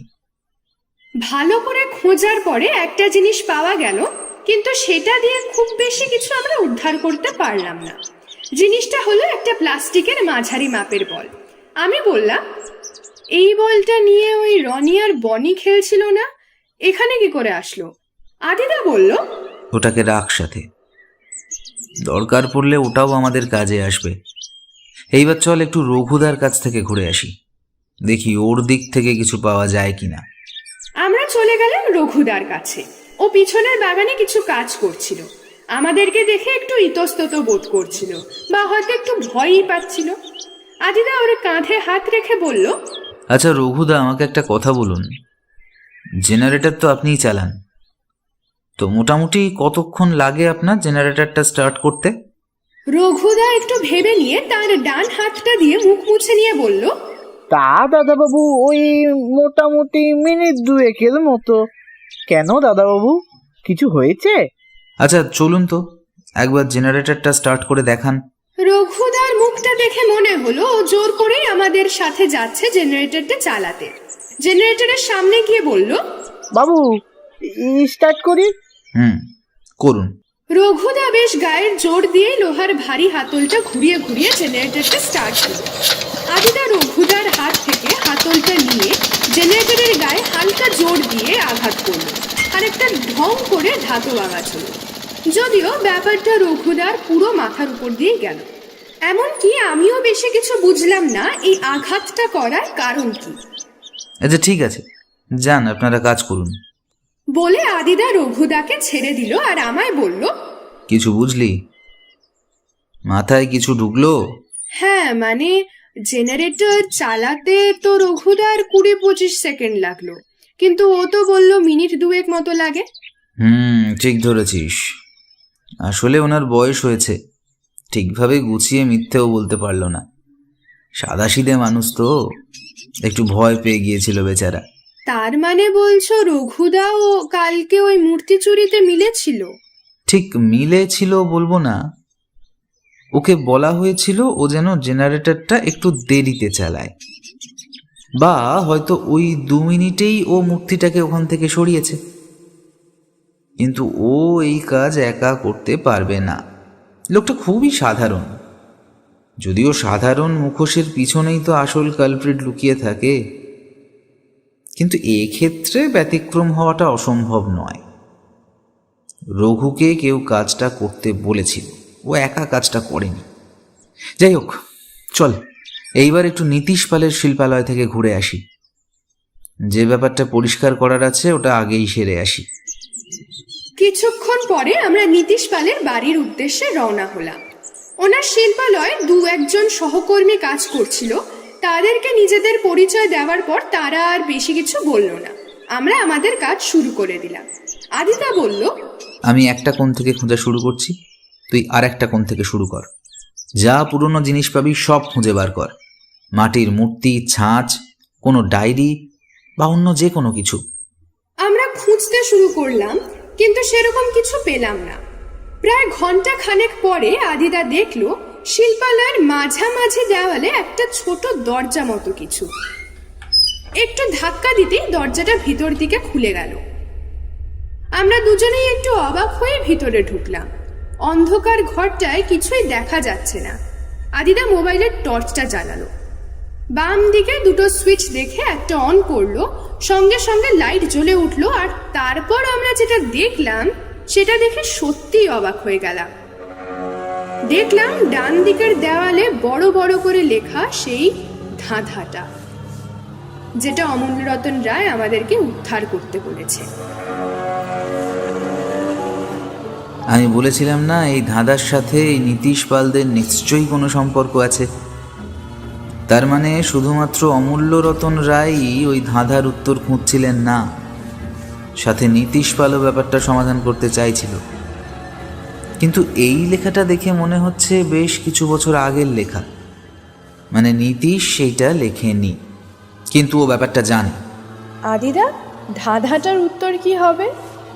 আর কিভাবে এই নীতিশদের পরিবার এই ধাঁধাটার সাথে জড়িয়ে আছে? হ্যাঁ অবশ্যই বলবো, শোন। প্রথম 2টো লাইন ছিল, সবাই কি দাম পায় নিজ নিজ সৃষ্টিতে, ভালো করে চেয়ে দেখো তোমার ওই দৃষ্টিতে। মানে সবাই তার সৃষ্টির জন্য দাম পায় না, আর চেয়ে দেখতে বলেছে ভালো করে ওই মূর্তির দিকে, মানে যে মূর্তিটি উনি বানিয়েছিলেন। তারপরের লাইনে বলছে, মাটিকে দেবতা করে প্রাণ ঢেলে দিলাম, কিন্তু শেষেতে গিয়ে ব্যর্থতা পেলাম। মাটি দিয়ে মূর্তি এত নিখুঁতভাবে তৈরি করেছেন যেন মনে হচ্ছে ওই মূর্তিতেই প্রাণ আছে, কিন্তু শেষে ব্যর্থ হতে হয়েছে। তারপর উনি বলছেন, নাহি দরকার ধন, নাহি কিছু প্রয়োজন, আসল সম্মানটুকু দিল না প্রিয়জন। টাকা পয়সার কোনো দরকার নেই, ওনার দরকার ছিল সম্মান, আর ওই সম্মানটা দিল না ওনার প্রিয়জন। কিন্তু এখানে প্রিয়জন বলতে ওনার কোনো নিজের লোক বা আত্মীয়কে বলা হয়নি। আর শেষের লাইনটা লক্ষ্য কর, এই লাইনটাতেই আসল কথা বলা আছে, আমারই সৃষ্টি আজ আমাকেই চেনে না। কালের কৃষ্ণ, তবে এটা ঠিক হলো না। যে সৃষ্টি করেছে তাকেই কেউ চেনে না, মানে কেউ আসল লোকটাকে চেনেনি যে সৃষ্টি করেছিল।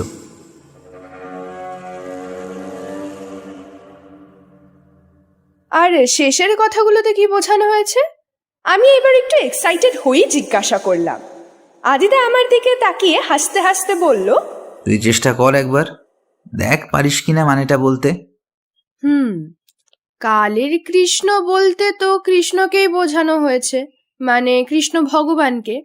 কিন্তু কৃষ্ণকে কেন বলবে যে ঠিক হলো না? ওইটা ভগবান কৃষ্ণ হবে না।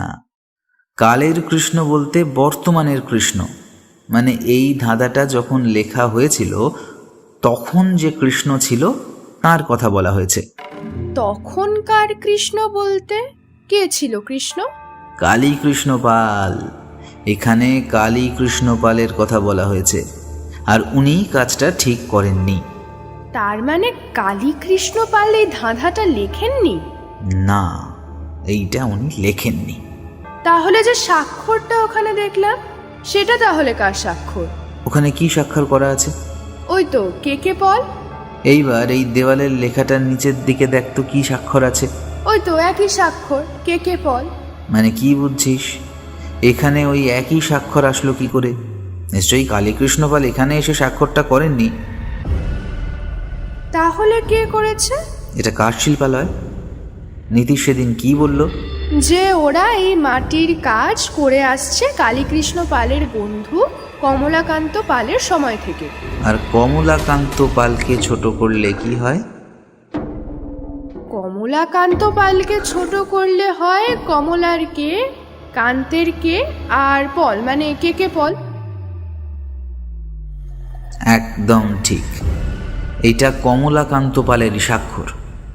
দাঁড়া, তোকে আর একটা জিনিস দেখাই।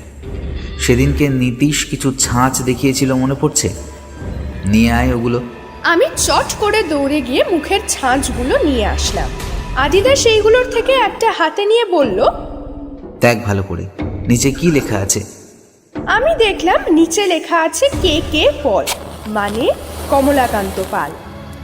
আদিদা একটা সিগারেট ধরিয়ে বলল, কি বুঝলি তাহলে? মানে কমলাকান্ত পাল এই ধাঁধাটা লিখেছিল। একদম ঠিক বলেছিস। এই ধাঁধাটা কালীকৃষ্ণ পাল লেখেননি, লিখেছিলেন কমলাকান্ত পাল। কারণ ওই 51 ফুটের মূর্তিটা বানিয়েছিলেন কমলাকান্ত পাল, কালীকৃষ্ণ পাল নন। ব্যাপারটা শুনে বেশ অবাক লাগলেও মনে একটাই প্রশ্ন আবার জেগে উঠল। সবকিছু পুরস্কার আর অধিকার পাওয়া উচিত ছিল ওই কমলাকান্ত পালের, কিন্তু তা উনি পাননি। ওই জন্যই এত আক্ষেপ। আর সবকিছু পেল কালীকৃষ্ণ পাল, কিন্তু কেন? আদিদাকে কথাটা জিজ্ঞেস করতে ও উত্তর দিল, খুবই সাধারণ ব্যাপার। ইতিহাস ঘেঁটে দেখলে বোঝা যাচ্ছে যে কালীকৃষ্ণর পর থেকে ওনার বংশের আর কেউ সেরকমভাবে মাটির কাজ পেশা হিসেবে বেছে নেয়নি। তুই অমূল্য রতন রায়কে দেখ, বা তোর শঙ্কর মামাকেই দেখ, এরা কিন্তু কেউই মাটির কাজ করেন না, বা এরা কেউই মৃৎশিল্পী নন। হ্যাঁ, শঙ্কর মামা আর্ট কলেজে পড়ে, ছবি আঁকতে পারে, আর ওটাকেই পেশা হিসেবে বেছে নিয়েছেন, কিন্তু মাটির কাজ করেন না বা জানেনও না। কিন্তু অন্যদিকে দেখ, সেই কমলাকান্ত পালের সময় থেকেই নীতিশ পালদের বংশের সবাই কিন্তু মাটির কাজের সঙ্গে যুক্ত, আর এইটাই ওনাদের পেশা। আর এদের হাতের কাজ দেখে তার প্রমাণও পাওয়া যায়। আর একটা কথা জেনে রাখ, নীতিশ পালের শরীরে কিন্তু ওই কমলাকান্ত পালেরই রক্ত বইছে। এইটা থেকেই তো এতটা পরিষ্কার যে 1781 সালে কৃষ্ণনগরে যে 51 ফুটের মা দুর্গা হয়েছিল, সেটার মৃৎশিল্পী কালীকৃষ্ণ পাল ছিলেন না, ছিল কমলাকান্ত পাল। কিন্তু কালীকৃষ্ণ পাল তাঁর চালাকির দ্বারা কমলাকান্তর কাজকে নিজের কাজ বলে পরিচয় দেয়। মানে হয়তো কমলাকান্ত তার প্রিয় বন্ধু কালীকৃষ্ণকে খুব বিশ্বাস করত, যেটাকে অন্ধবিশ্বাস বলা যায়। ওনাকে যেভাবে কালীকৃষ্ণ চালনা করেছেন সেইভাবেই উনি চালিত হয়েছিলেন। আবার এইটাও হতে পারে যে পয়সার লোভ দেখিয়ে বা অন্য কোনো প্রকারের প্রলোভন দেখিয়ে, বা হয়তো অন্য কিছু ছলচাতুরির দ্বারা কমলাকান্তর কাজের পুরো কৃতিত্বটাই কালীকৃষ্ণ নিজে নিয়েছিলেন। আর পরবর্তীকালে কমলাকান্ত যখন বুঝতে পারেন তার সব থেকে কাছের প্রিয় বন্ধু তার সাথে এইভাবে প্রতারণা করছে, তখন এই রকম ধাঁধার মাধ্যমেই পুরো ব্যাপারটাকে সবার সামনে তুলে ধরতে চেয়েছিলেন। আর আজ প্রায় 239 বছর পর এই ধাঁধার উত্তর পাওয়া গেল। সত্যি আদিদা, ব্যাপারটা কতটা ইন্টারেস্টিং। ভাবো, এত বছর আগে কমলাকান্তের মাথায় কতটা নিপুণ বুদ্ধি ছিল যে এতটা ঘুরিয়ে পেঁচিয়ে এত সুন্দর একটা ধাঁধার মাধ্যমে একটা এত বড় সত্যি, একটা এত বড় ইতিহাস তুলে ধরেছেন। আর এই ধাঁধাটা উদ্ধার আমি করতে পেরেছি শুধুমাত্র তোর জন্য অনু। আমার জন্য কি করে? আমি তো তোমাকে এই ক্ষেত্রে কোনো সাহায্য করতে পারিনি, তাহলে কিভাবে? হ্যাঁ সেটা ঠিক, কিন্তু তোর অজান্তেই একটা বড় সাহায্য আমাকে করেছিস। মনে আছে এর আগে যখন এইখানে এসেছিলাম তখন তুই বেশ কয়েকটা ছবি নিয়েছিলিস তোর ক্যামেরাতে, তার মধ্যে 2-3টে ছবি এই মুখের ছাঁচগুলোরও ছিল। আমি সেদিনকে ক্যামেরাতে সব ছবিগুলোই দেখেছিলাম, তারপরে চোখ পড়লো আমার এই ছাঁচের ছবিতে। ছবিটা জুম করে দেখলাম আর দেখতে পেলাম একদম নিচে কে পাল লেখা আছে। ওইটা থেকেই ব্যাপারটা আমার কাছে পরিষ্কার হলো। এর জন্য তোকে অনেক ধন্যবাদ। তাহলে বলো, সময় সময় আমিও বেশ কাজে আসি তোমার। কিন্তু ধাঁধাটা তো ক্লিয়ার হলো, এবার মূর্তিটা তাহলে কে নিয়েছে? একটু বুদ্ধিটা ব্যবহার কর, বুঝতে পারবি। সত্যি কথা বলতে আদিদা, আমার না বড় মামাকে বেশ সন্দেহ হচ্ছে। উনি হয়তো ওইটা নিয়েছেন, তাই তো তাড়াতাড়ি মুম্বাই ফিরে যেতে চাইছেন। ওই মূর্তিটা বেচে দিয়ে ওই পয়সাটা পুরো নিজের ব্যবসায় লাগিয়ে ওনার ক্ষতিটা সামলে নেবেন। না, ভুল দিকে এগোচ্ছিস তুই। বড় মামা একটু বদরাগী প্রকৃতির, কিন্তু উনি মূর্তিটা নেন, কারণ মূর্তিটা পুরো প্ল্যান করে সরানো হয়েছে। আর যে সরিয়েছে সে কিন্তু কোনো দিনই চায় না এই বাড়ির কোনো রকম ক্ষতি হোক। তাই জন্যই কিন্তু মূর্তিটা ঠিক চুরি করা হলো দশমীর বিসর্জনের পরে। আর বড় মামা যদি চুরি করতো সে তো অনেক আগেই করতে পারত, আগেই কেটে পড়তো মুম্বাইতে। যত তাড়াতাড়ি উনি মূর্তি নিয়ে মুম্বাইয়ে যেতে পারতেন তত তাড়াতাড়ি সেটা বিক্রিও করতে পারতেন, কিন্তু সেটা তো হয়নি। তাহলে তুমি কাকে সন্দেহ করছো আদিদা? দেখ, প্রথম কথা, ওই মূর্তি নিয়েছে ওই রায়বাড়িরই কেউ, বা রায়বাড়ির সম্বন্ধে অনেক কিছু জানে এরকম কেউ। আরেকটা ব্যাপার, এই ধাঁধাটা যার যার কাছে আছে আর যে এইটার উত্তর খুঁজে পেয়েছে তারা বা সে মূর্তিটা নিয়ে থাকতে পারে। তাহলে কিভাবে বুঝবে যে আসল চুরিটা কে করলো? আমি আপাতত দুজনকে টার্গেট করে এগোচ্ছি। যে দুজনের কাছে এই ধাঁধাটা আছে সেই দুজনের মধ্যে কেউ একজনই নিয়েছে, মানে হয়তো অমূল্যরতন রায়, নয়তো নীতিশ পাল। এই দুজনের মধ্যে কেউ তো ধাঁধাটার উত্তর খুঁজে পেয়েছে। নীতিশ পাল যদি উত্তরটা বুঝতে পারে তাহলে তার না হয় চুরি করার একটা কারণ আছে, কিন্তু অমূল্যরতন রায় মূর্তিটাকে কেন চুরি করবে? জিনিসটা তো ওনার কাছেই থাকে। তার মানে নীতিশ পাল? সেটার চান্সই বেশি, কারণ দেখ, সেদিন নীতিশ পালের কথাগুলো শুনে যা বুঝলাম, কালীকৃষ্ণ যে এতটা বিখ্যাত হয়েছিল সেটা কিন্তু ওনার পছন্দ ছিল না। তাহলে কি সোজা নীতিশকে গিয়ে চার্জ করবে, না অন্য কিছু ভেবেছো তুমি? আমাকে আজকের দিনটা সময় দে, আশা করছি কালকে সকালের মধ্যেই সমস্ত প্রশ্নের উত্তর আমি দিতে পারবো। নীতিশ পালের শিল্পালয় থেকে আমরা চলে গেলাম মামার বাড়ি। আদিদা বলল, তুই ঘরে যা, আমার দুটো কাজ আছে, একটু মিটিয়ে আসছি। আমি ওকে বললাম, সে ঠিক আছে, শুধু আমাকে বলো কোন দুটো কাজ, সেটা কি আমাকে বলা যাবে? অবশ্যই। প্রথমে যাব একটু রনি আর বনির সাথে বল নিয়ে খেলতে, আর তারপর যাব নীতিশ পালের কাছে ওই ধাঁধাটা নিয়ে খেলতে। আদিদা কথাগুলো বললো ঠিকই, কিন্তু প্রত্যেকটা কথাই আমার মাথার মধ্যে না প্রবেশ করে মাথার অনেকটাই উপর দিয়ে বেরিয়ে গেল। আমি সেটা ওকে না বুঝতে দিয়ে বললাম, ঠিক আছে তুমি তাহলে যাও, আমিও ঘরে গিয়ে একটু জিরিয়ে নিই। প্রায় বিকেল 5টার সময় আমি ঘরে আসার প্রায় 1 ঘন্টার মধ্যে আদিদা ঘরে ফিরে আসলো। আমি কিছু জিজ্ঞাসা করতে যাব এমন সময় আদিদা সিগারেটটা ধরিয়ে তাতে একটা টান দিয়ে বলতে শুরু করলো, জানি শোনু, কথায় আছে না, সত্য একদিন প্রকাশ ঠিকই পায়।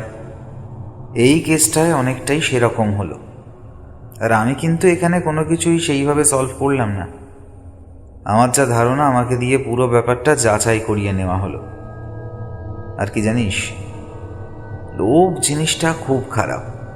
শুধুমাত্র অন্য একজনের সম্পত্তির উপর, টাকা পয়সার উপর লোভের জন্য আর একজন তার প্রাপ্য সম্মান থেকে বঞ্চিত হলো। কিন্তু আগামীকাল আশা করছি তার সুবিচার হবে, আর হওয়া উচিত। সত্যি কথা বলতে, এই কৃষ্ণনগরে না আসলে কিন্তু এই 200 বছরেরও বেশি পুরনো ইতিহাসের সম্বন্ধে কিছুই জানতে পারতাম না। আর না জানতে পারতাম বিখ্যাত মৃৎশিল্পী কমলাকান্ত পালের সম্বন্ধে। যাই হোক, কালকে কালীকৃষ্ণ আর কমলাকান্তর মধ্যে কার জয় হয় সেটাই এখন দেখার। আমার আদিদার কথাগুলো বুঝতে একটু অসুবিধাই হচ্ছিল, তাই আমি ওকে বললাম, তার মানে আমি ঠিক বুঝলাম না, একটু পরিষ্কার করে বলো। সত্যি কথা বলতে, ব্যাপারটা আমার কাছেও একটু অস্পষ্ট যে এই ধাঁধাটা আমাকে সলভ করার জন্য বলা হলো নাকি যাচাই করার জন্য বলা হলো। মানে কি বলতো, যে সমস্যার সমাধান ইতিমধ্যেই হয়ে গেছে সেটাকে পুনরায় সমাধান করতে বলা হলো, আর স্বর্ণমূর্তিটা তাহলে চুরি কেনই বা করা হলো? নাকি আমার গোয়েন্দাগিরির পরীক্ষা করা হচ্ছে? কিন্তু একটা কথা অবশ্যই স্বীকার করতে হবে, চুরিটা যেই করে থাকুক না কেন, আর বুদ্ধি কিন্তু দারুণ। মোট 3 জনকে কাজে লাগিয়ে চুরিটা করা হয়েছে। 6 বছর থেকে 60 বছর পর্যন্ত সবাইকে কাজে লাগিয়েছে। আর হ্যাঁ শোন, তোর শঙ্কর মামাও এই প্ল্যানের মধ্যে ছিল। শঙ্কর মামা? ও এই চুরির প্ল্যানে জড়িয়ে আছে? কিভাবে? ওইটা তুই কালকেই শুনবি শঙ্কর মামার নিজের মুখ থেকে। যাই হোক, মোটামুটি সব কিছুর উত্তরই আমরা কালকেই পাবো। আজকে আর আমি এই ব্যাপারে কিচ্ছু বলবো না। কাল সকালেই এর সম্পূর্ণ সমাধান হবে। তাহলে আরও কিছুক্ষণ আমাকে অপেক্ষা করতে হবে? আদিদা এইবার একটা মুচকি হাসি হেসে বলল, সে তো অবশ্যই। পরের দিন সকালবেলা 7টার সময় আদিদা আর আমি ঘর থেকে বেরিয়ে নিচে নেমে সোজা চলে গেলাম অমূল্য রতন রায়ের ঘরে। বৃদ্ধর হাসি মুখ দেখে বেশ বুঝতে পারলাম যে উনি ইতিমধ্যে বুঝেই গেছেন যে আদিদা সমস্যার সমাধান করে ফেলেছে। আমি 3 দিনের মধ্যেই সমাধান করলাম আপনাদের দেওয়া এই ধাঁধাটার। আর তার সাথে ওই মূর্তিটি যে নিয়েছে তাকেও খুঁজে পেয়েছি। অমূল্য রতন রায় হাসি মুখেই বললেন, আমি জানতাম যে তুমি পারবে, কিন্তু এত তাড়াতাড়ি সমাধান করে দেবে সেটা বুঝিনি। কিন্তু দাঁড়াও, একটু অপেক্ষা করো। এখানে কিছু বলার দরকার নেই, বাইরে চলো, সবাইকে ডাকি, সবার সামনেই সত্যটা উদ্ঘাটন করবে। আজ সবার এই সত্যিটা জানা উচিত। কথাগুলো বেশ খুশি হই বলে বৃদ্ধ আস্তে আস্তে বাইরে বড় বারান্দাতে গেলেন, সাথে আমরাও গেলাম। বৃদ্ধ সবাইকে এক এক করে ডাকলেন। সবাই আস্তে আস্তে জমায়েত হলো বড় বারান্দাতে। সবার চোখে মুখে একটাই প্রশ্ন, যে কে মূর্তিটা নিয়েছে। অমূল্য রতন রায় এবার আদিদাকে বলল, আদিত্য, এখানে সবাই আছে, নাও এইবার তুমি বলতে শুরু করো। তুমি প্রথমে ওই ধাঁধাটার উত্তরটাই বলো, তারপর নয় স্বর্ণমূর্তির ব্যাপারে আসবে। প্রথমেই আমি ধাঁধাটা যে লিখেছেন তার প্রশংসা না করে পারছি না। তীক্ষ্ণ বুদ্ধির পরিচয় দিয়েছেন উনি। সবাই কি দাম পায় নিজ নিজ সৃষ্টিতে? ভালো করে চেয়ে দেখো তোমার ওই দৃষ্টিতে। মাটিকে দেবতা করে প্রাণ ঢেলে দিলাম, কিন্তু শেষেতে গিয়ে ব্যর্থতা পেলাম। নাহি দরকার ধন, নাহি কিছু প্রয়োজন, আসল সম্মানটুকু দিল না প্রিয়জন। আমারই সৃষ্টি আজ আমাকেই জেনে না, কালের কৃষ্ণ তবে এটা ঠিক হলো না। প্রথম দুটো লাইনে বোঝানো হয়েছে পৃথিবীতে সবাই কিন্তু নিজের সৃষ্টির দাম পায় না। আর যে মূর্তিটা উনি বানিয়েছিলেন ওইটার দিকে মন দিয়ে দেখতে বলেছেন।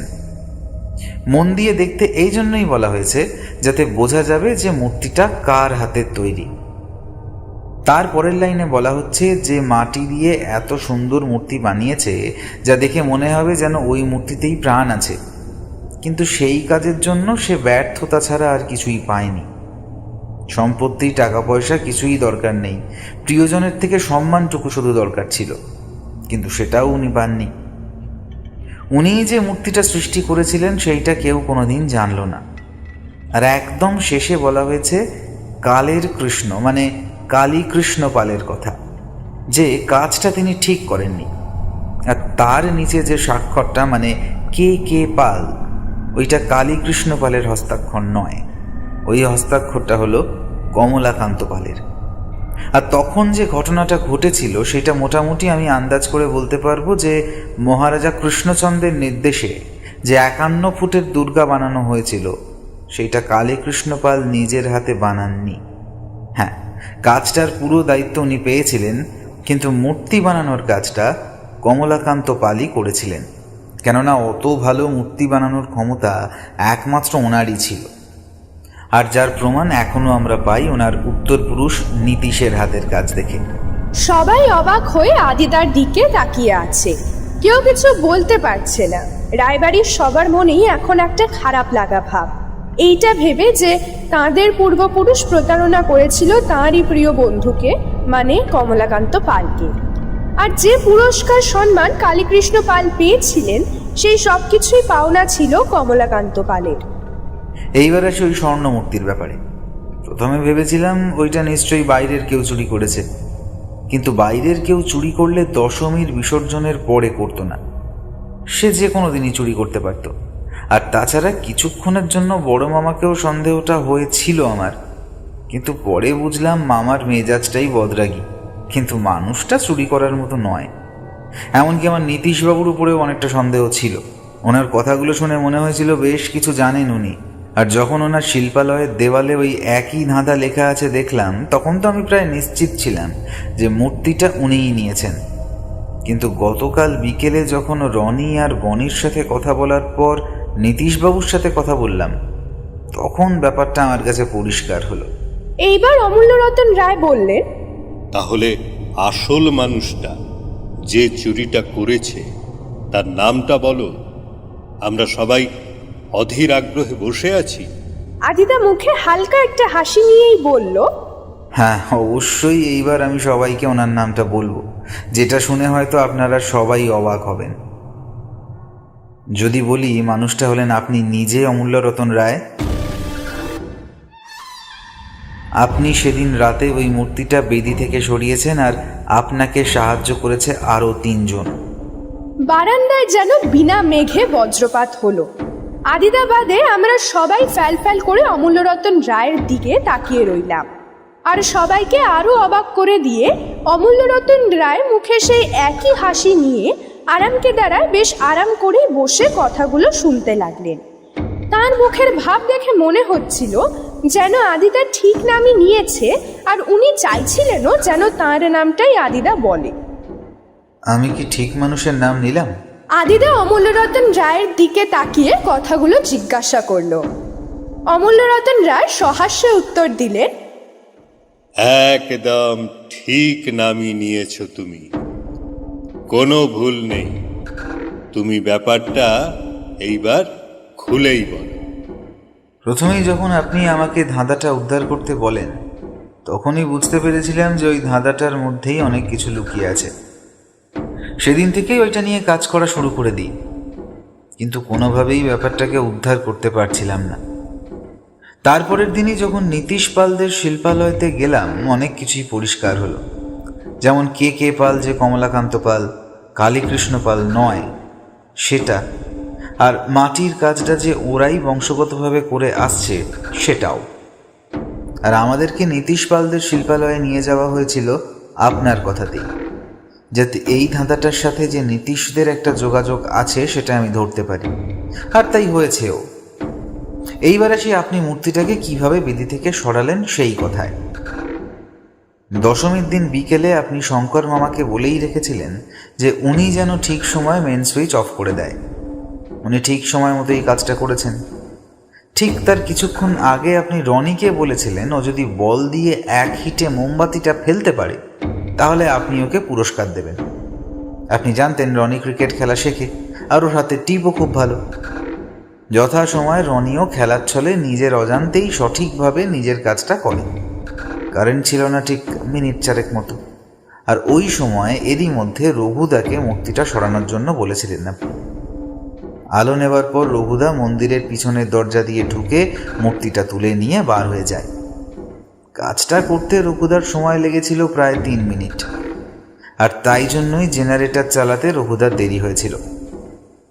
পরের দিন দেখলাম রঘুদা মাত্র 20 সেকেন্ডের মধ্যেই জেনারেটরটা স্টার্ট করে দিল। কি শঙ্কর মামা আর রঘুদা, ঠিক বলেছি তো? বলে আদিদা শঙ্কর মামা আর রঘুদার দিকে এগিয়ে গেল। ওদের দুজনেরই মাথা নিচু। এইবার আদিদা অমূল্যরতন রায়ের সামনে গিয়ে বলল, কি আমি পুরোটা ঠিক বললাম তো অমূল্যরতন বাবু? তুমি ঠিক না ভুল বললে সেটা তো বোঝা যাবে যখন তুমি মূর্তিটা কোথায় আছে সেইটা বলতে পারবে। অবশ্যই, সে তো বলবই। রঘুদা মূর্তিটা নিয়ে গিয়ে রেখে দেয় আপনার ঘরের সিন্ধুকে। হ্যাঁ, যে সিন্ধুকে মূর্তিটা থাকে সেই সিন্ধুকেই। আর এইটা আমি আন্দাজ করেছি একটা শব্দ থেকে। কারেন্ট চলে যাওয়ার বেশ কিছুক্ষণ পরে একটা দড়াম করে শব্দ হয়েছিল, আর সেই শব্দটা ছিল ওই সিন্ধুকের সাথে জেনারেটর চালানোর জন্য যে হাতলটা প্রয়োজন সেই হাতলের আঘাতের। যখন রঘুদা মূর্তি সিন্ধুকের ভিতরে রেখে দরজা বন্ধ করে, তখন ওনার হাতে জেনারেটর স্টার্ট দেওয়ার হাতলটা ছিল। ওই হাতলটাই ধাক্কা খায় সিন্ধুকের গায়ে। যেহেতু সিন্ধুকটা গোদরেজ কোম্পানির যেমন ভারী সেই রকম মজবুত, তাই ওরকম আঘাতে ওরকম ধাতব শব্দ হয়। আর এইটাও আমি বুঝতে পারি পরের দিন ওই হাতলটা দিয়ে জেনারেটরের গায়ে আঘাত করে। শব্দটা অনেকটাই একই ছিল। আর হ্যাঁ রঘুদা, আপনি জেনারেটর চালাতে বেশ পারদর্শী, তাই সেক্ষেত্রে আপনার 3 মিনিট কোনোভাবেই লাগতে পারে না। আর শঙ্কর মামা, আপনিও আমার মতো ঘন ঘন স্মোকিং করেন, তাই আপনার কাছে লাইটার বা দেশলাই থাকাটা স্বাভাবিক। সেদিন ঠাকুর বিসর্জন দেওয়ার পরে যখন আমরা সবাই ফিরছিলাম, তখন আপনি আমার থেকে লাইটারটা নিয়েছিলেন, কিন্তু আর ফেরত দেন। যখন কারেন্ট অফ হলো তখন আপনার লাইটারটা জ্বালানো উচিত ছিল, কিন্তু আপনি তা করেননি, কারণ আপনি তখনও মেন সুইচ অফ করে ফিরতে পারেননি।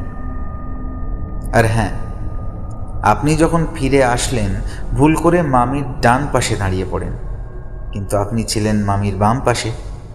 কি ঠিক তো? এইবার শঙ্কর মামা মাথা নেড়ে বললেন, হ্যাঁ, একদম ঠিক। অমূল্যরতন রায় আদিদার কাছে এগিয়ে এসে বললেন, অসাধারণ তোমার বুদ্ধি, সঠিক যুক্তি। সত্যি তোমাকে গোয়েন্দা বলে মানা যায়। আসলে আগের মাসেই আমি নীতিশদের শিল্পালয়তে গেছিলাম। তখন নীতিশ বা ওর বাবা কেউই ছিল না। ওখানে ছিলাম বেশ কিছুক্ষণ। হঠাৎ করেই ভেতরের দরজাটা ধাক্কা লেগে খুলে যায়, আর আমার চোখে পড়ে ওই ধাঁধাটা। ওখানেও একই হস্তাক্ষর দেখে আমি খুবই চিন্তায় পড়ে যাই, আর অনেক ভেবে চিন্তে ছক কষে ধাঁধাটার উত্তরও বার করে ফেলি। কিন্তু আমি যে ঠিক কি করে বুঝব? ভুলও তো হতে পারে। শঙ্করের মুখে শুনেছিলাম তোমার কথা। বছর 3 আগে নাকি 1450 সালের একটা বাইবেল তুমি উদ্ধার করেছিলে।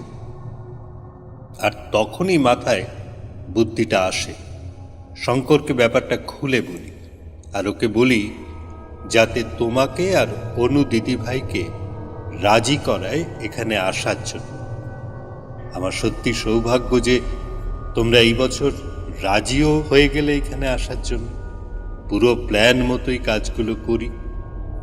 শঙ্কর বিকেলে তোমাকে নিয়ে আসে আমার ঘরে, তোমাদেরকে কালীকৃষ্ণর গল্প বলি, কিন্তু ইচ্ছে করেই কমলাকান্তর ব্যাপারটা চেপে যায়, আর তার সাথে ধাঁধাটাও দিয়ে দিই সমাধান করতে। আমি জানতাম তোমার গোয়েন্দা মাথা কাজ করতে শুরু করে দেবে। তার পরের দিনই শঙ্করকে বলি তোমাদেরকে নীতিশদের ওখানে নিয়ে যেতে, যাতে তুমি আরও একটু পরিষ্কার হতে পারো। আর তারপর দশমীর রাতে মূর্তিটাকে ওখান থেকে সরিয়ে ফেলি। সেই জন্যই কিন্তু আমি পুলিশে খবর দিতে মানা করেছিলাম। আমি জানতাম তুমি পুরো ব্যাপারটাই খুঁজে বার করতে পারবে। আচ্ছা, এর মাঝখানে হয়তো সবার মনে একটা প্রশ্ন আসতে পারে যে আমি মূর্তিটা চুরি কেন করলাম। হ্যাঁ, এইটার একটা বিশেষ কারণ আছে। আমি যদি মূর্তিটা চুরি না করতাম তাহলে আদিত্য, তুমি তো আর ব্যাপারগুলো নিয়ে গোয়েন্দাগিরি করতে না। আসল সত্যটাও তো প্রকাশ্যে আসা দরকার ছিল। সবাই জানুক যে কালীকৃষ্ণ রায় তার সব থেকে কাছের বন্ধু, প্রিয় বন্ধুকে কিভাবে ঠকিয়েছিল। কিন্তু আজকে আর কেউ ঠকবে না। আমি আজ আমার পূর্বপুরুষের করা অন্যায়ের সুবিচার করব। আমি জানি না বাকিরা তোমরা আমার বিচারটাকে কতটা মেনে নেবে, কিন্তু আমাকে এইটা করতেই হবে। যেটা কোনোদিনই আমার বংশের ছিল না সেইটা আমি রাখতে পারবো না।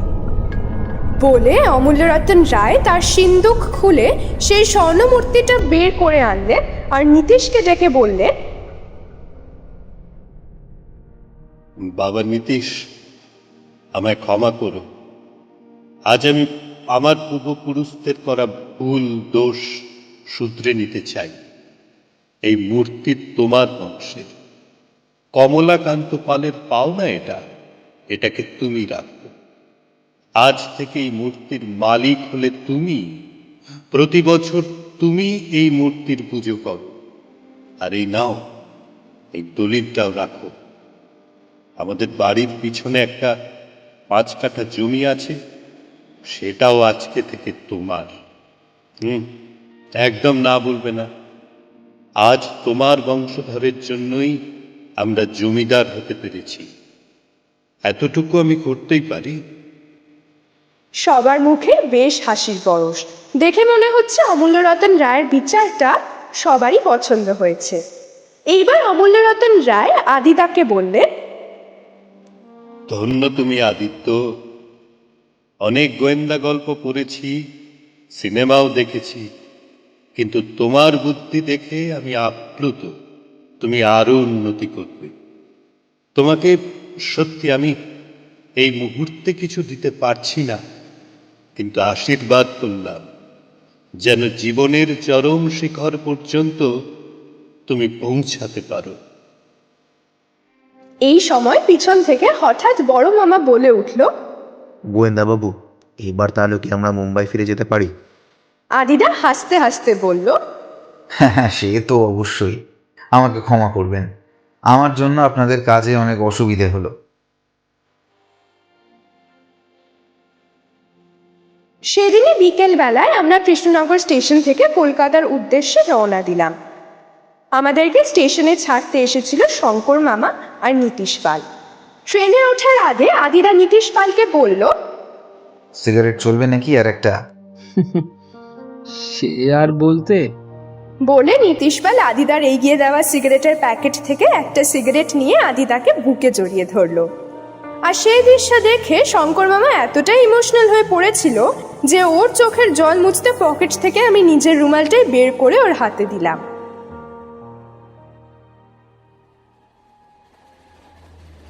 ট্রেন কৃষ্ণনগর স্টেশন ছাড়ার পরে আমি আদিদাকে জিজ্ঞাসা করলাম, আদিদা, আমরা কি কলকাতা আর কলকাতার আশেপাশে গোয়েন্দাগিরি করে যাব? এর বাইরে কি কোনোদিনও কোথাও যাব না? আদিদা মুখে হালকা একটা হাসি এনে বলল, একটু অপেক্ষা কর। কলকাতার বাইরে নয়, এইবার পুরো পশ্চিমবঙ্গের বাইরেই যাব আমরা। কোথায় গো আদিদা? আদিদা পকেট থেকে সিগারেটের প্যাকেটটা বার করে তার থেকে একটা সিগারেট নিয়ে 2 ঠোঁটের ফাঁকে নিয়ে বলল, ব্যাঙ্গালোর।